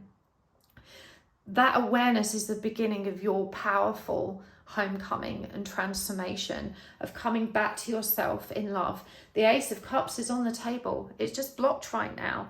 You know, when we turn all these cards upright, we have a much more gentle and easy flow. This is about giving yourself permission to move on now, to recognize that the lessons you learned were so valuable and are what's going to help you observe red flags and avoid unhealthy relationships in the future. You know, this person loved you and cared about you very much, but they were a million miles away from being the kind of stable person that you need and deserve in your life. You know, because you've waited a long time for that kind of love. You know, you really have. They don't have it. they know that they have love, but that love is blocked off by heavy, heavy layers of shadow and trauma, which distorts the way it flows from them. And sometimes they lean into the dark and that distorts them further. You know, they can be really hateful and they've hurt you.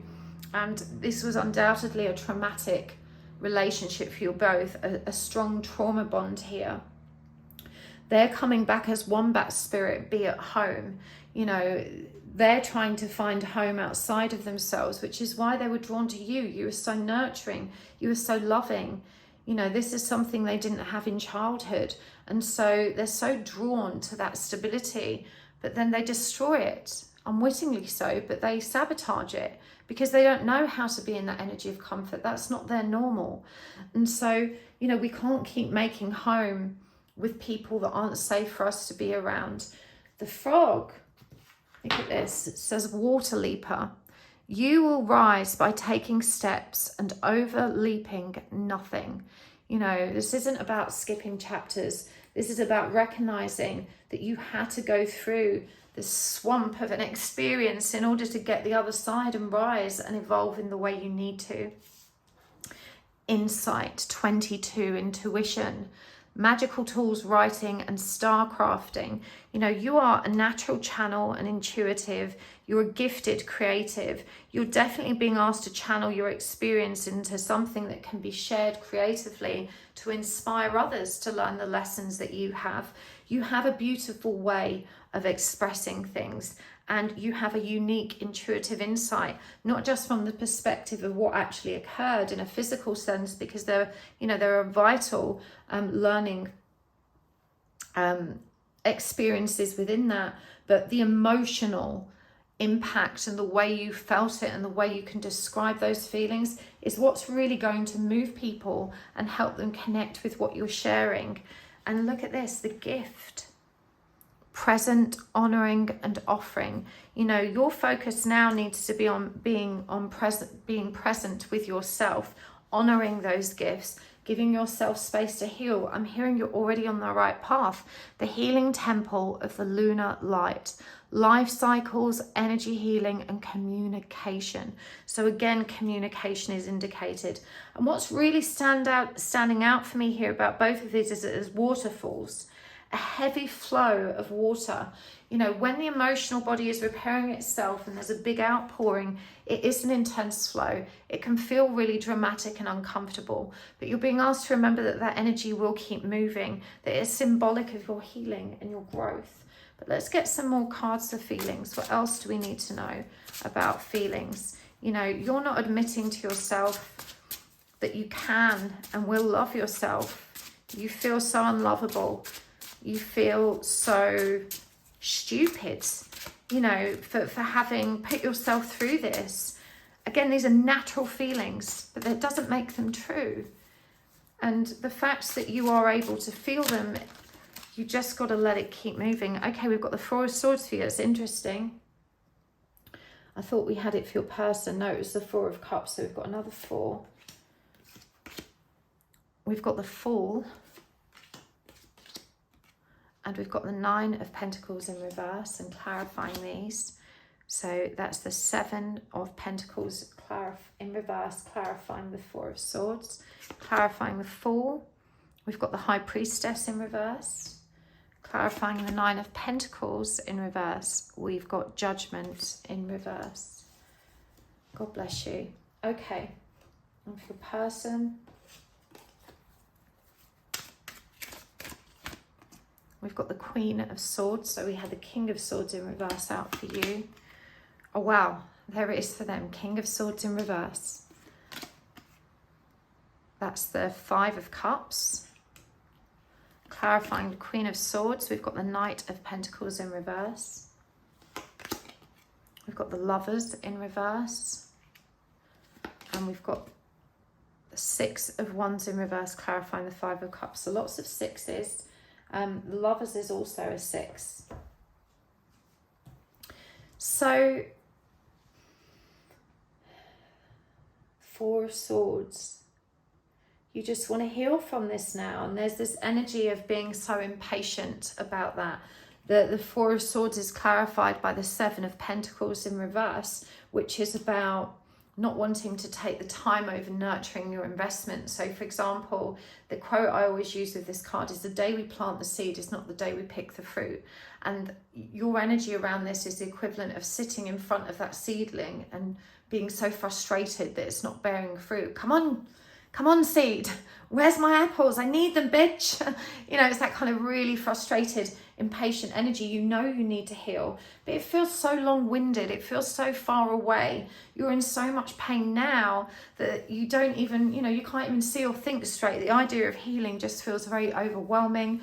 You probably also feel that you don't actually know how to do that. And we've got the Fool, which is that acceptance and that surrender to a new beginning. We can tell that you want it.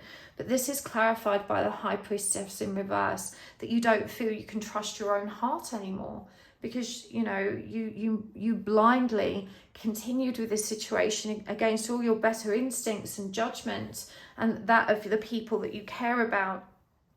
And so it's like this equal parts energy of surrendering and giving up and accepting and moving on, combined with this crippling pain that you just want gone now.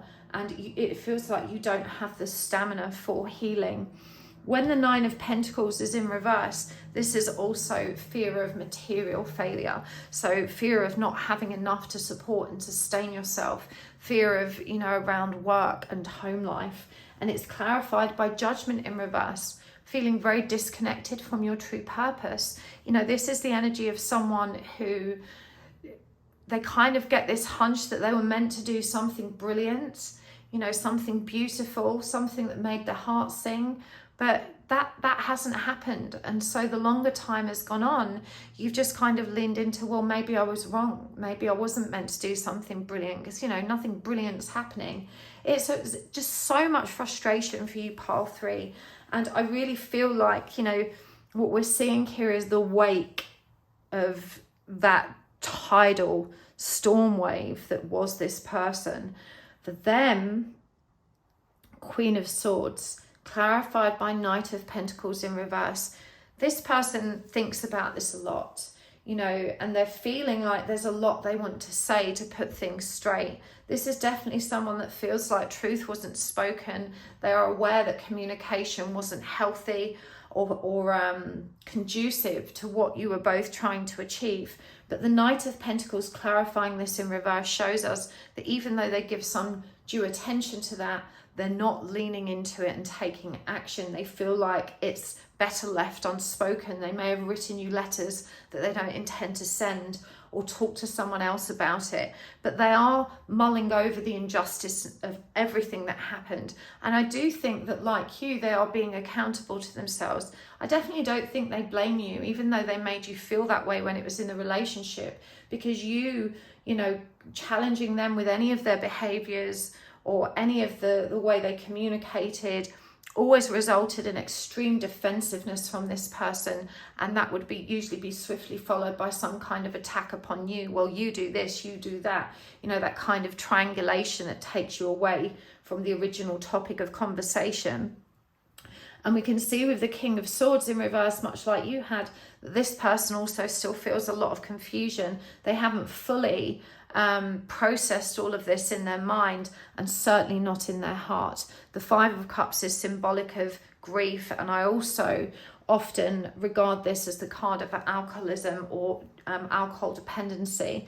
And so I do think that they are drowning their sorrows, you know, they are still grieving, and they feel a very similar energy of self-loathing. They're not quite as accountable to themselves as you are. They don't beat themselves up in the same vicious way, because they're able to close off from it in a different way than you are. But they're definitely, you know, feeling the pain and discomfort of this. And I think also understanding that it really is over, you know, for now at least. And pile 3, I can't emphasize enough how that is the right thing for you. You know, this person would have ended up really hurting you. They've done enough damage. Love is not enough in these situations. You have to love yourself first. You have to have healthy boundaries and recognize when someone simply isn't capable of controlling their behavior and consequently is not safe to be close to. It may not be their fault. We can empathize that it's due to trauma, but that doesn't excuse it, and it doesn't excuse you from trying to be there to heal them or make it better. Only they can do that. So, you know, they have let go. And it's interesting, we have the Six of Wands here in reverse. We had that for you, that feeling of personal failure, you know, and of not feeling good enough at all. So in many respects, you two do mirror each other in the way you feel about one another, in the way you feel about yourselves. You know, you've both come at this from very different end of the spectrums. You as this kind of people pleaser, this ever-loving person that's, you know, stretches farther than the world's biggest elastic band, and them who works really hard to see if they can actually find your stretching point. You know, it's just toxic chemistry, and it's certainly something very karmic about what has gone on here. And for the time being, at least, you know, I think both of you feel very clear that you were right to kind of move in new directions. But let's get some more cards and some charms. Let's get some more guidance around this and reveal some more feelings. I'm going to take this over to the extended and go deeper, I think. I think with our guidance as well, let's specify that there's some practical guidance around healing, because I think that's one thing that you're really struggling with. Like, how do I get out of this pain pit? Okay, we've got stunk spirit, know your worth. Very timely a message. Wasp spirit, sometimes life stings. And from this deck, this is the Secret Language of Light deck. We've got joy, number 27. Inward revolution. And from this deck, this is the Whispers of the Ocean deck. All the water themes today. It's been fun. I didn't realise I had so many watery decks. Most of them were donated. If you would like to donate a deck, you can find my Amazon wishlist down below. I've not mentioned it for ages, so I don't get many anymore. But it's always exciting to get a new deck to play with. Right, 50, childlike devotion. You are multi-talented, complex being. Embrace and love who you are. So that one's for you and for your person. Push to surface. Right, and let's get some of these. So this is the Oracle of Mermaids. We can get one each for you. Falling in love, kissing the divine in another, in yourself. And for them, fertility, potential, powerful creative energy, initiation energy. And I'm going to get some from this deck.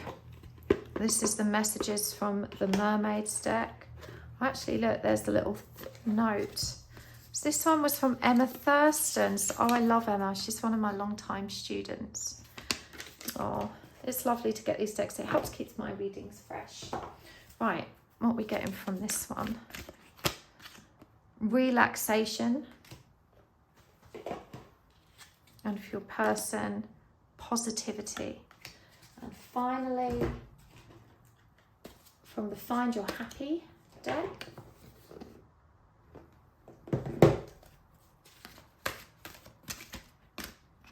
Setbacks do not define me. They nudge me into new awareness. Oh, okay, 2 came out for your person. I'm trapped only by my illusion. I imagine myself living my ideal life. So that came up earlier, didn't it? Them idealizing things just as much as you did. They are a romantic at heart, and they do dream about that happy ever after, just like you do. They just don't know how to be in it.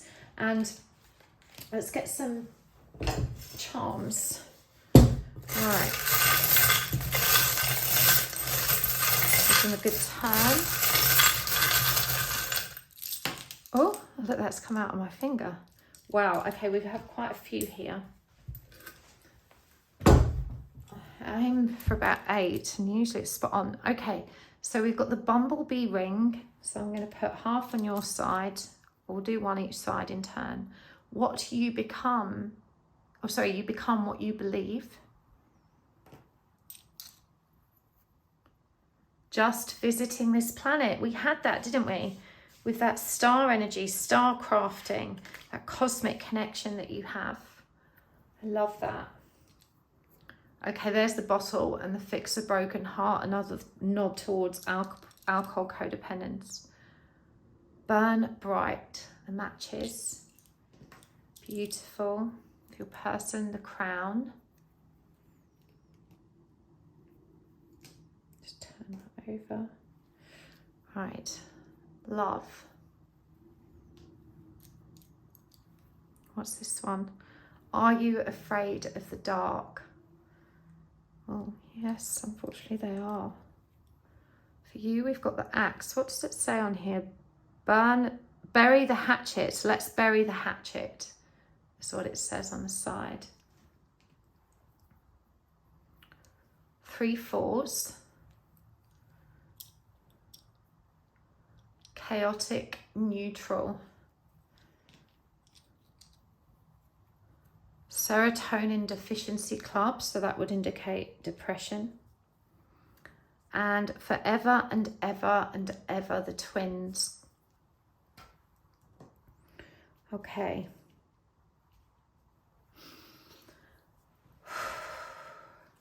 Know your worth. Sometimes life stings. So remember what we were saying earlier about you learning to accept that sometimes life is a struggle, and it's through that struggle that we truly come to know our best selves and our strengths and our wisdom.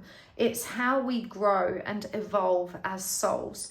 And so, you know, you really need to remember that they need to do that work too. Sometimes life does sting, but it's for the greater good of the collective, because we are all the same, we're all one. You know, unity is what is beyond this dimension. Here we live in a state of duality, and sometimes it is going to sting because we are learning. You become what you believe.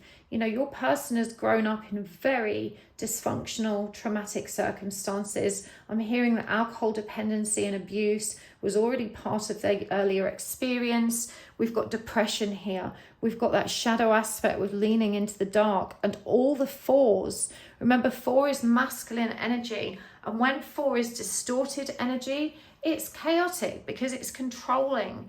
It's the energy of dominion and leadership. When you put that in the hands of someone that leads into the dark, there's always going to be chaos.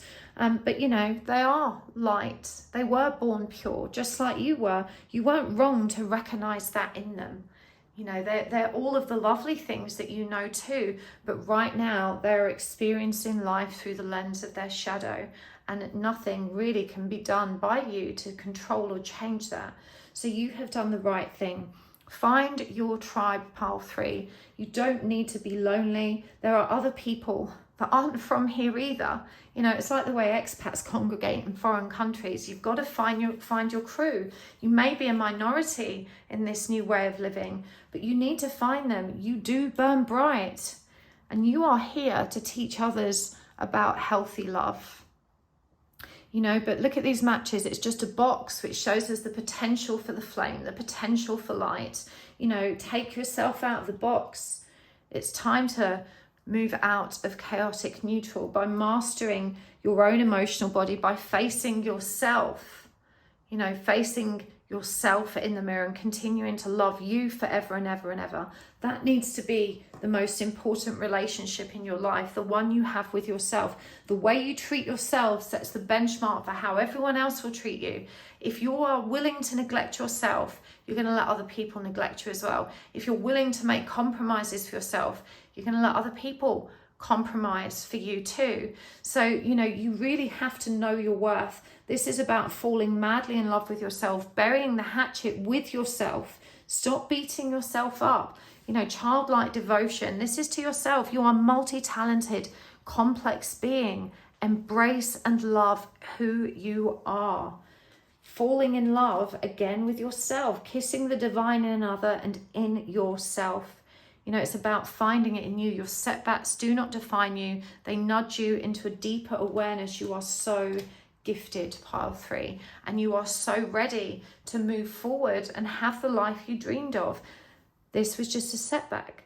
This was just a bunch of lessons that you had to learn on the way there. push to the surface. You may have become complacent. You may be stalling or in need of a new surge of energy. Become aware of the dynamics of your life and potential powerful creative energy and initiation energy. So, you know, your person will be reborn in their own good time. We've got positivity here. These are all nice energies. It shows us that they may be stalling right now because they are trapped by their illusion. They've become all the terrible things that they believe in. But that doesn't mean it's not going to be okay, because they dream of a better life as well. They dream of that ideal just like you do. Joy can always be found, even in the darkest places. You have to trust that. The inward resolution is you two having given up fighting it out with each other and instead now taking that good fight to within, you know, conquering your own self, conquering your own shadows, recognizing you can draw strength from within, from your own light.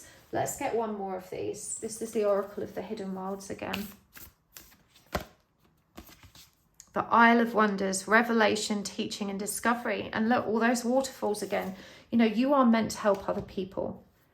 Exactly, people that are experiencing what you have experienced, that are recovering from trauma bonds, abusive relationships, codependent relationships, avoidant relationships, chaotic relationships. You know, people need a shining light to help them see clearly in those situations, because they're being gaslit or manipulated just like you were. It took you getting space from it to understand what happened to you. And believe it or not, this is what actually makes you so valuable as a teacher. You know, the wounded healer is always the most powerful, because you can speak from experience, you can speak from your truth, and it's always going to come through as sincere and heartfelt, because it is. It's born of your own suffering, but you can transform it into light, you can transform it into love and enjoy the life that you want. I really hope this is helpful, Pile 3. I'm sending you such big hugs. If you would like to join me on the extended, the link is down below. We're going to dig deeper with all of this. We're going to get more practical guidance. But thank you for joining me here. I appreciate it so much. And thank you for hitting the like button today, for your beautiful comments. And of course, for those of you that hit the subscribe button and watch the commercials, I appreciate you so much. Thank you for being part of my community. Come over and join me at the website at happysouls1111.com. You can book classes and readings with me. I will see you over there. But for now, until next time, lots of love, happy soul. Bye. Hello, Pile 4. Welcome to your reading. You have chosen the Dolphin, the Lepidolite, and the Magical Nordic Tarot. And today we're asking, what's really going on in your hearts? What are the feelings that neither of you are admitting to one another, about each other, about the connection? What are the feelings you're not admitting to yourself? This is the reading in which we dive deep into your heart centers and find out what's really going on there. So let's give these a shuffle. I'm going to move the Dolphin up here. We'll read that one in a moment. We'll be using the Oracle cards and the charm bowl today, and there will be an extended reading, so if this resonates for you, you can always find the link for that down below. I hope you love my crystal grid today as much as I do. I'm so excited by the whale one. This is such beautiful energy, and whale is one of my favorite spirit animals. It represents big love, big heart. We've got the watery theme going on because water is the element of the emotional body, of feelings. All our decks are water themed as well. It's been so fun to tie it all in together. Okay, I've given your deck a shuffle. Now I will be using a second deck for your person's feelings. This is the Titanic Tarot. So just hold your person in mind whilst I'm shuffling. And you can also ask the universe for a sign. A sign can be anything at all. It could be something from nature. It could be an object, an animal. Trust whatever pops into your head first, a place, sequence of numbers, a song. And pay special attention to the messages that show up alongside your sign. The universe always is listening and trying to nudge you towards exactly what you need for your highest good. Right, let's do this. We are good and shuffled. Okay, Pile 4. What are you really feeling? What are the feelings you are not admitting to yourself or to your person? We've got the Knight of Swords. Spontaneity is labelled in this deck. Five of Cups, and the Three of Wands. And we're going to clarify these. Okay, 2 came out there. 8 of Wands in reverse and the Knight of Cups in reverse. And the Three of Cups in reverse. Okay, and for your person, how are they really feeling? What feelings won't they admit to themselves or you? 4 of Pentacles in reverse. The 6 of Cups in reverse. Temperance in reverse.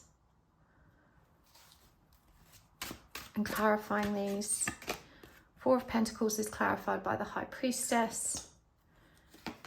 6 of Cups in reverse is clarified by the Page of Cups in reverse. The Temperance is clarified by the 2 of Wands. Super intense energies for you, pile 4. Okay, let's get some oracle cards. I'm going to start with this deck. This is the Spirit Animal Oracle. Horse Spirit and Fox Spirit. And from this deck, this is the Oracle of the Hidden Wilds.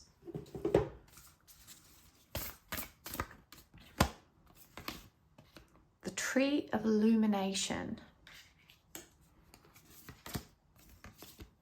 Fairy energy, growth, expansion, or flowering. The Leap, ecstasy, bliss, and belief. Looks like the Fool, doesn't it, in tarot? Okay, we'll get more as we go. Let's start where we are. Pile 4. Whew, okay. I feel like you've been working so hard to release this person. In terms of the feelings you're not admitting, they're primarily to yourself. But I do feel that that's simply because you're striving for balance, you're striving for fulfillment of a different kind. You've worked so hard to release this person that you feel now that sometimes it's tricky to acknowledge the feelings that are still stirred in you. I will say it feels like there's quite a big age gap here and that your person is deeply intuitive. We can see here with the High Priestess, in this deck it's referred to as the Seer. They're a deeply intuitive person. They were attracted by your woo-woo ways. And it definitely feels like there was an intense chemistry, like a really intense soul shock or soul recognition, like a bolt of lightning when you two first connected. And oh, I can feel it's like a palpable energy of excitement that would have come through for you two when your paths first crossed. But it didn't work out. I feel like they are too young and churlish and temperamental. We've got Temperance in reverse here, which suggests underlying anxiety, depression. This was someone who was still finding their feet in life, trying to figure out who they are. And their energy of resistance, their feelings of resistance are really intense. You can see here that the 4 of Pentacles, which is about clinging on, there's a safe, and so that feeling of intensity that they are so intuitively connected to and aware of, it's locked away. They know they can't let it go. There's something so furious about that energy. They're so annoyed that they can't let it go. It makes them feel vulnerable. It makes them feel out of control. It makes them feel like they're not in charge of themselves. And so there's a powerful resistance to these feelings and that attachment to you. This person is likely separated from you and run in a very, very intense way. But, they can't let go. They also know this. They can't unknow what they know. So this person is deeply aware pardon me, that there is a soul connection here, but we can see with the 6 of Cups in reverse that again there is resistance to that. There's a resistance to grounding that energy, and that Page of Cups in reverse is them not allowing that affection, those warm and gooey feelings to rise up and overwhelm them. The 2 of Wands is about deciding to take care of themselves, to find balance in their lives, to focus on their own world. You can see this here. And so this person undoubtedly cares about you very much. They feel the intensity of the chemistry that exists between you, but they are not ready to face that at all. And I would imagine there's not been much communication. I'm hearing that this person feels this overwhelm of energy, you know, like the safe busts open sometimes when the right magical combination is entered. But this thinking on their feet, the fox, remember, it's sneaky, it's strategic, it's elusive. I really feel like they're doing their utmost to avoid this, even though they're very connected to the divine nature of it. The 2, of course, is that high priestess, and then we have number 7, which is the number of divinity. But of course, this reduces to 9, the power of self. They are very focused on themselves, making decisions for themselves. And that means they've probably been largely absent from your life. And so you've had no choice. Look at this. This is 2 3s, the energy of the divine feminine, of creation, of freedom, of abundance, and manifesting. And combined, it's the energy of love.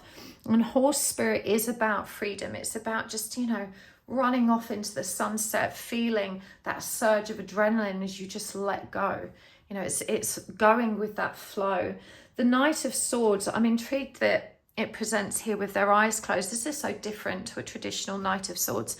Traditionally speaking, we see the knight charging forward on his horse, holding that sword aloft and, like, you know, waving it around.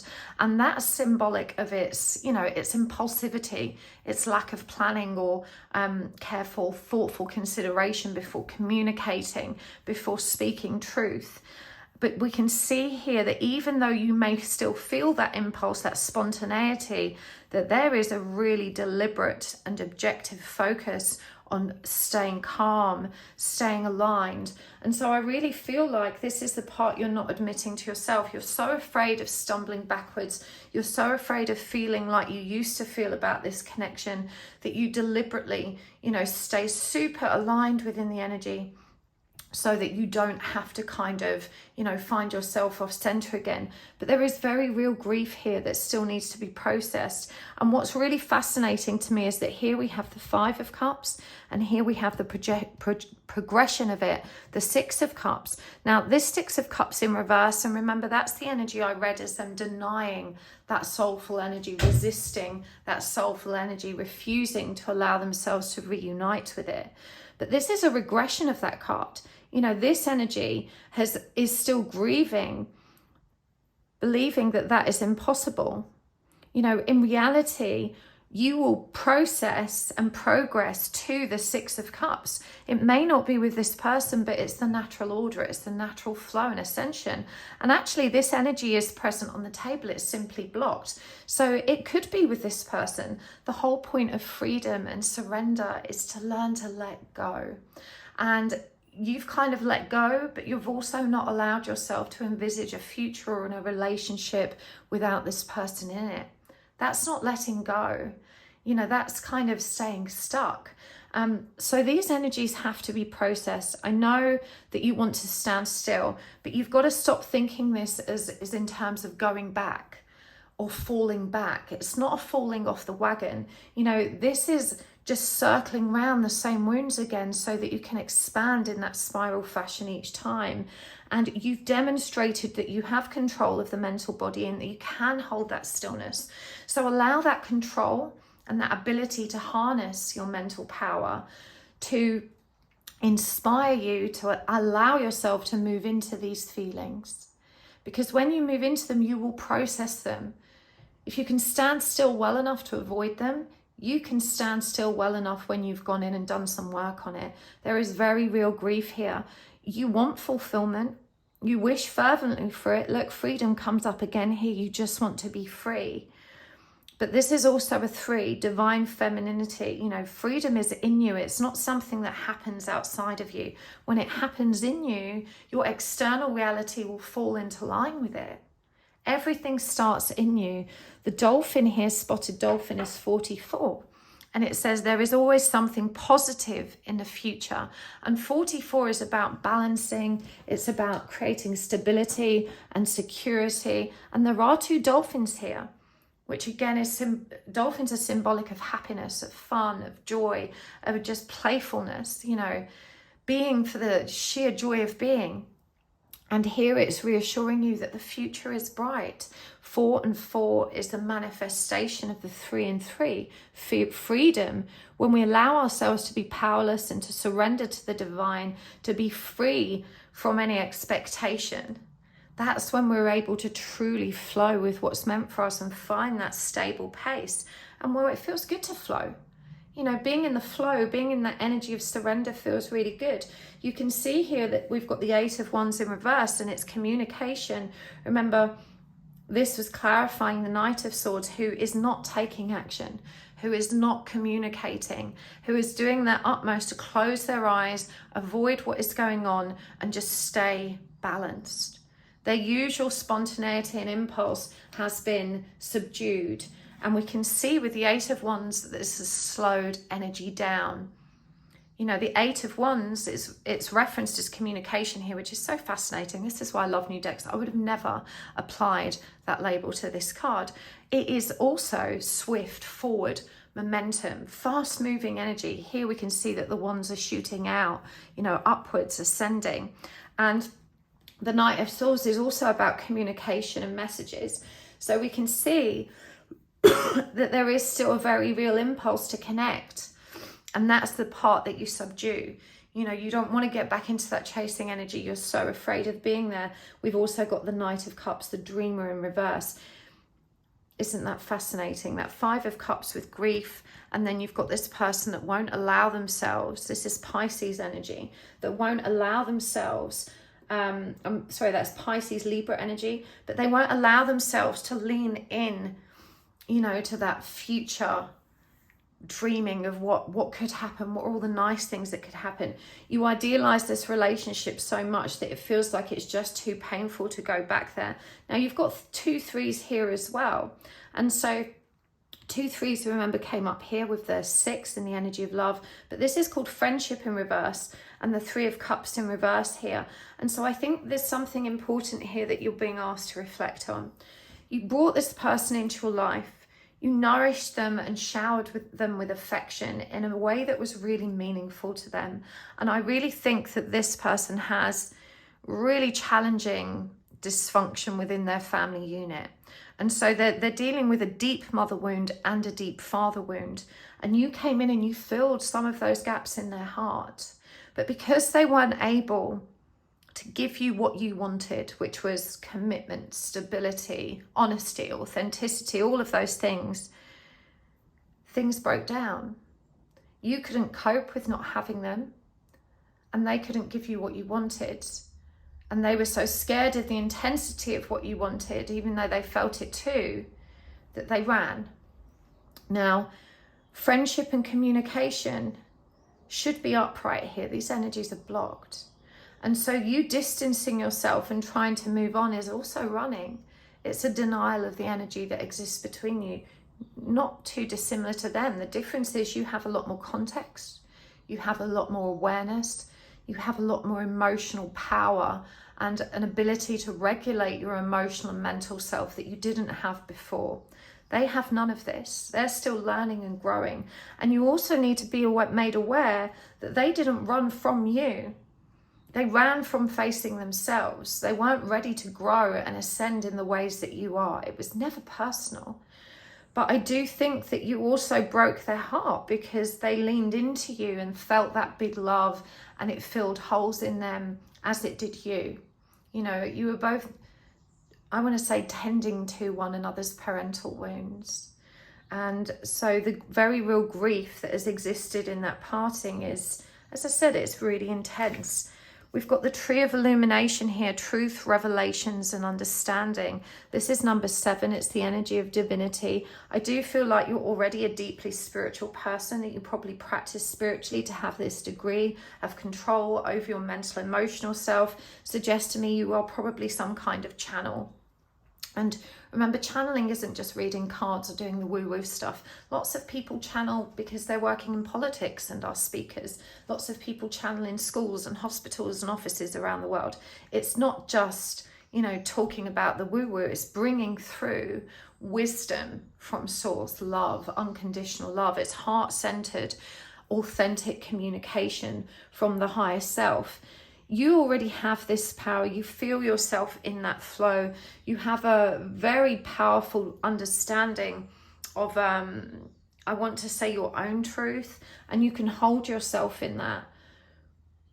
But you see, you can't move to the Queen of Swords, which would be a maturing of that awareness and that energy, until you allow yourself to be the Knight. The Knight isn't meant to be still.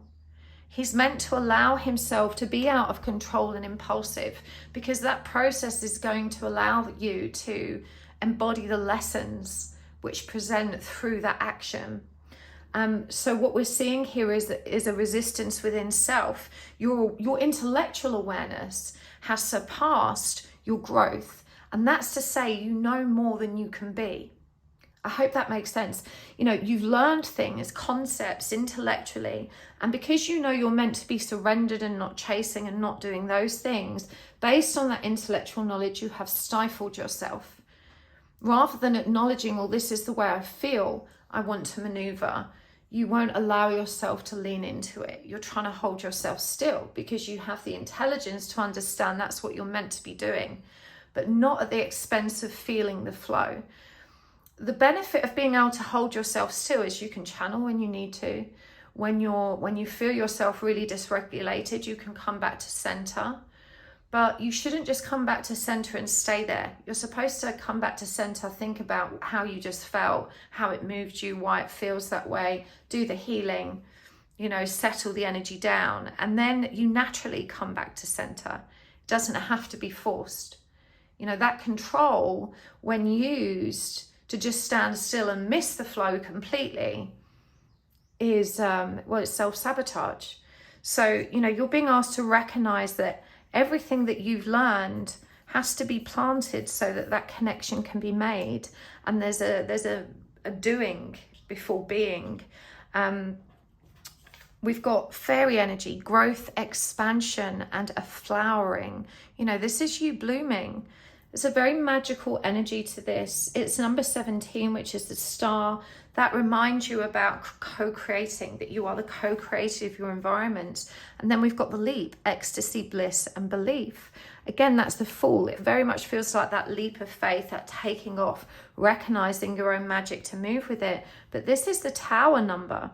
It's a divine number 17, but it's the Tower. It comes before the star. And so you have to take that leap and let go. Allow the universe to release the things that needed to be released. Stop clinging on so tightly and trying to be in control. That's masculine energy. You know, you're meant to be in this fluid surrender, flowing with the divine energy. Right, let's get some more for feelings. What is your person and you feeling about one another in the connection that you're not omitting to yourself or each other? So for you, we've got the King of Pentacles in reverse. We've got the King of Swords in reverse. Wow. And we've got the Four of Cups. Clarifying these, we've got the Six of Swords, the Three of Swords, and the Chariot. And for your person, the Ten of Swords, the King of Pentacles in reverse. That's interesting, that came up for both of you. The Ace of Swords in reverse. I'm clarifying these. The Six of Pentacles, the Emperor in reverse, and the Two of Swords. That's interesting, they had that, another two there. Right, from this deck, this is the Whispers of the Ocean deck.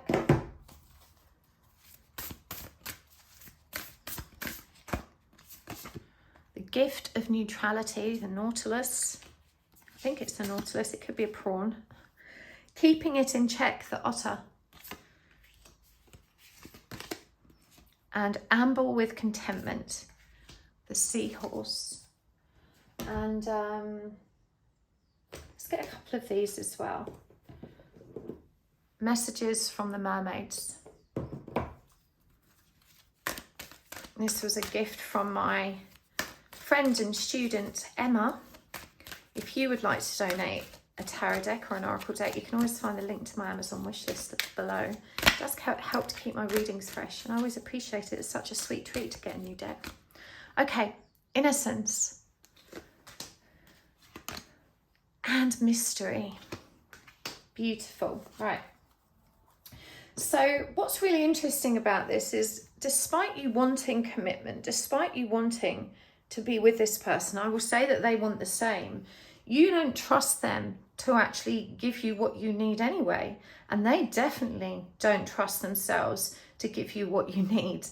They are very wounded. You know, they didn't realize how painful it was going to be for you guys to kind of separate. And I feel like they did mess you around a bit, such as well, it's a symptom of their maturity, right? As I said, I do feel like there's a big age gap here. And so, you know, this person did really mess you around, but they didn't understand how painful it was going to be to kind of have this separation. And we've got the Four of Cups here, which is about not being able to really enjoy anything else because this pain is always in the background. King of Pentacles and King of Swords in reverse, you know, bearing in mind we're asking about feelings you're not admitting either to yourselves or to others. So I do think this is particularly triggering for you both, but I will say that, you know, your person doesn't feel good enough and never has. And that's mirrored in you because you judge what they have showed up with so harshly. They know they can't reciprocate. They know that it was always a one-sided relationship, but you weren't shy about sharing that either. You weren't shy about saying, well, you know, you've offered me nothing. And there may have been some harsh words exchanged because we've got the King of Swords in reverse as well. And I feel like you're still very angry and you may not have actually communicated these things really directly. You may have thought them intensely, but you've got to remember that, you know, energy speaks for us. Energy doesn't lie. It precedes us. And I really feel that there is a lot of resentment still and a lot of disdain. And, you know, you may be looking and thinking, God, what a loser. You know, they just mess everything up. The Ace of Swords in reverse is this person not understanding what the truth is, because you spoke about love. You may have spoken even about unconditional love, but they certainly have found the boundary of your conditions. Here we see just a desire to move on. Again, below where that Five of Cups was, this intense heartbreak and grief, but then the divine movement of the Chariot coming through. So there is a kind of quiet acceptance of it. You know it was meant to be like this. There's a higher consciousness in you that knows it wasn't personal, but my goodness, the mind and the body still feels it. Again, we see that energy in the mind here coming through strong. Boundaries and affairs of the heart. And so, you know, you had a boundary that you weren't even aware of. You knew that this person couldn't commit and you couldn't trust them.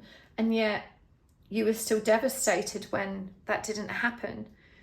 Do you understand how you've got yourself tangled up there with unacknowledged expectations? And for them, the Emperor in reverse, as I was saying with their King of Pentacles, you know, this person feels completely ill-equipped to take control of their own life, never mind a connection with you. And the Ace of Swords and the procrastination. Can I trust this energy? This energy speaks of love, but is it really? Why do I feel so attached? So much confusion, feelings of rejection, so much pain on both sides. The gift of neutrality. Balance is at work in your life. Yin and yang are opposites in energy, but reside side by side to create the gift of neutrality. So, you know, as long as there is ill-dignified emotion, face it, process it.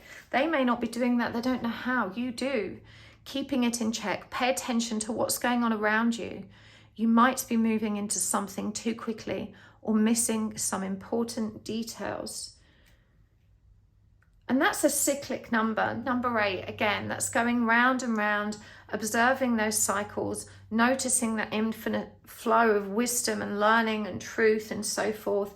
You know, there's always more healing to be done, is what I'm hearing there. Amble with contentment, waiting rather than acting. It's going to be most advantageous now. This is 9.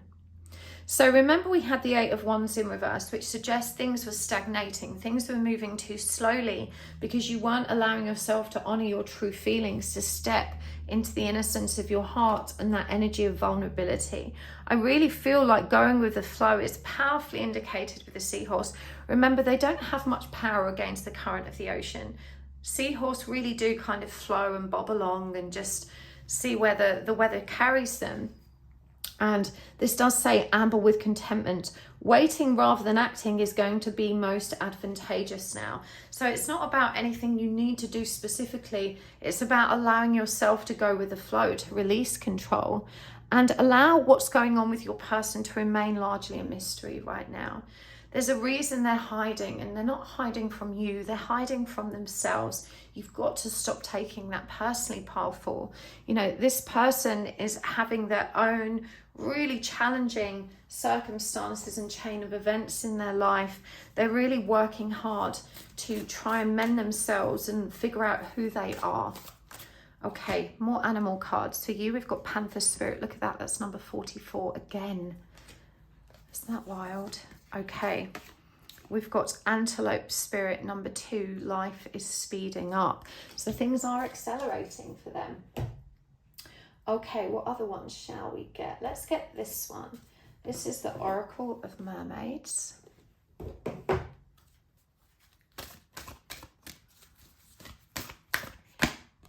Dreams, vivid dreaming, dream messages and dream teaching, number 23. High Priestess and Empress. Falling in love, kissing the divine in another, in yourself. Isn't that beautiful? Of your person, fertility, potential, powerful, creative energy, initiation energy. Transparency, honest, authentic, genuine and present. And from this deck, the secret language of light. Nourish. Soul tree. So we had the illuminated tree earlier as well. Soul writing. And light beings. Okay, and from this deck, this is the Find Your Happy deck.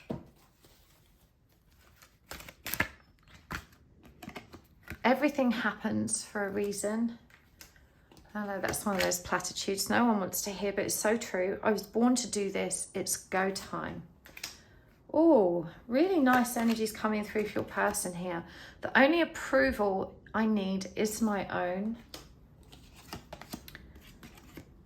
Out of difficulties grow new beginnings, and I trust the process. Okay, let's get some charms.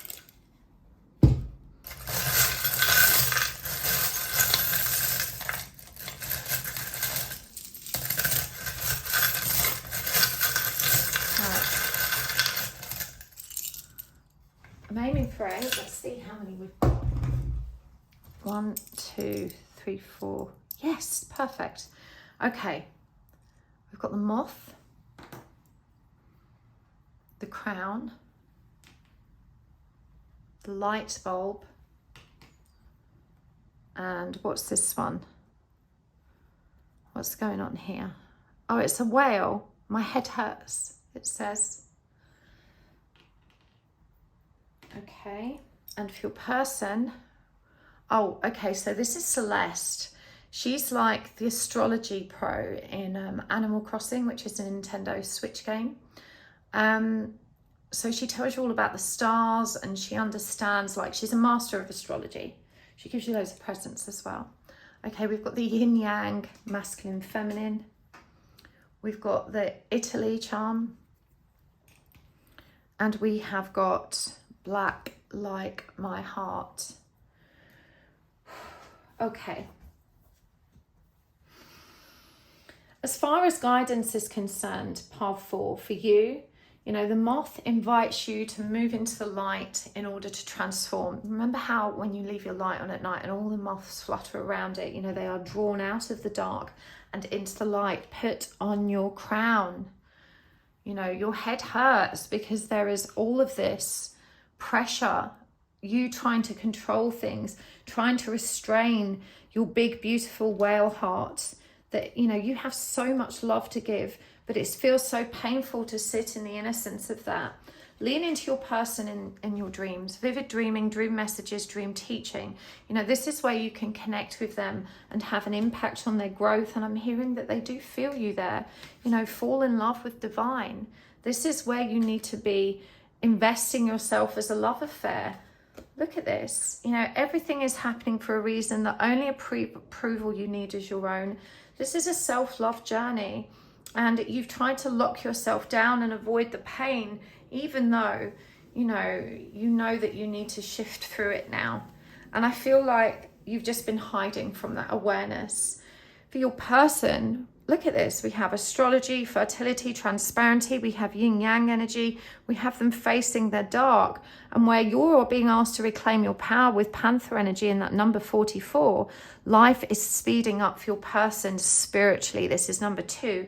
It's that high priestess energy, potential, powerful creative energy, initiation energy. This is awakening energy. This is their rebirth. Transparency, honest, authentic, genuine and present, not being able to hide from their own awareness, and perhaps leaning into astrology to look for that, facing that darkness in their hearts. I was born to do this. It's go time. You know, there's a real energy of let's do this now. This is happening.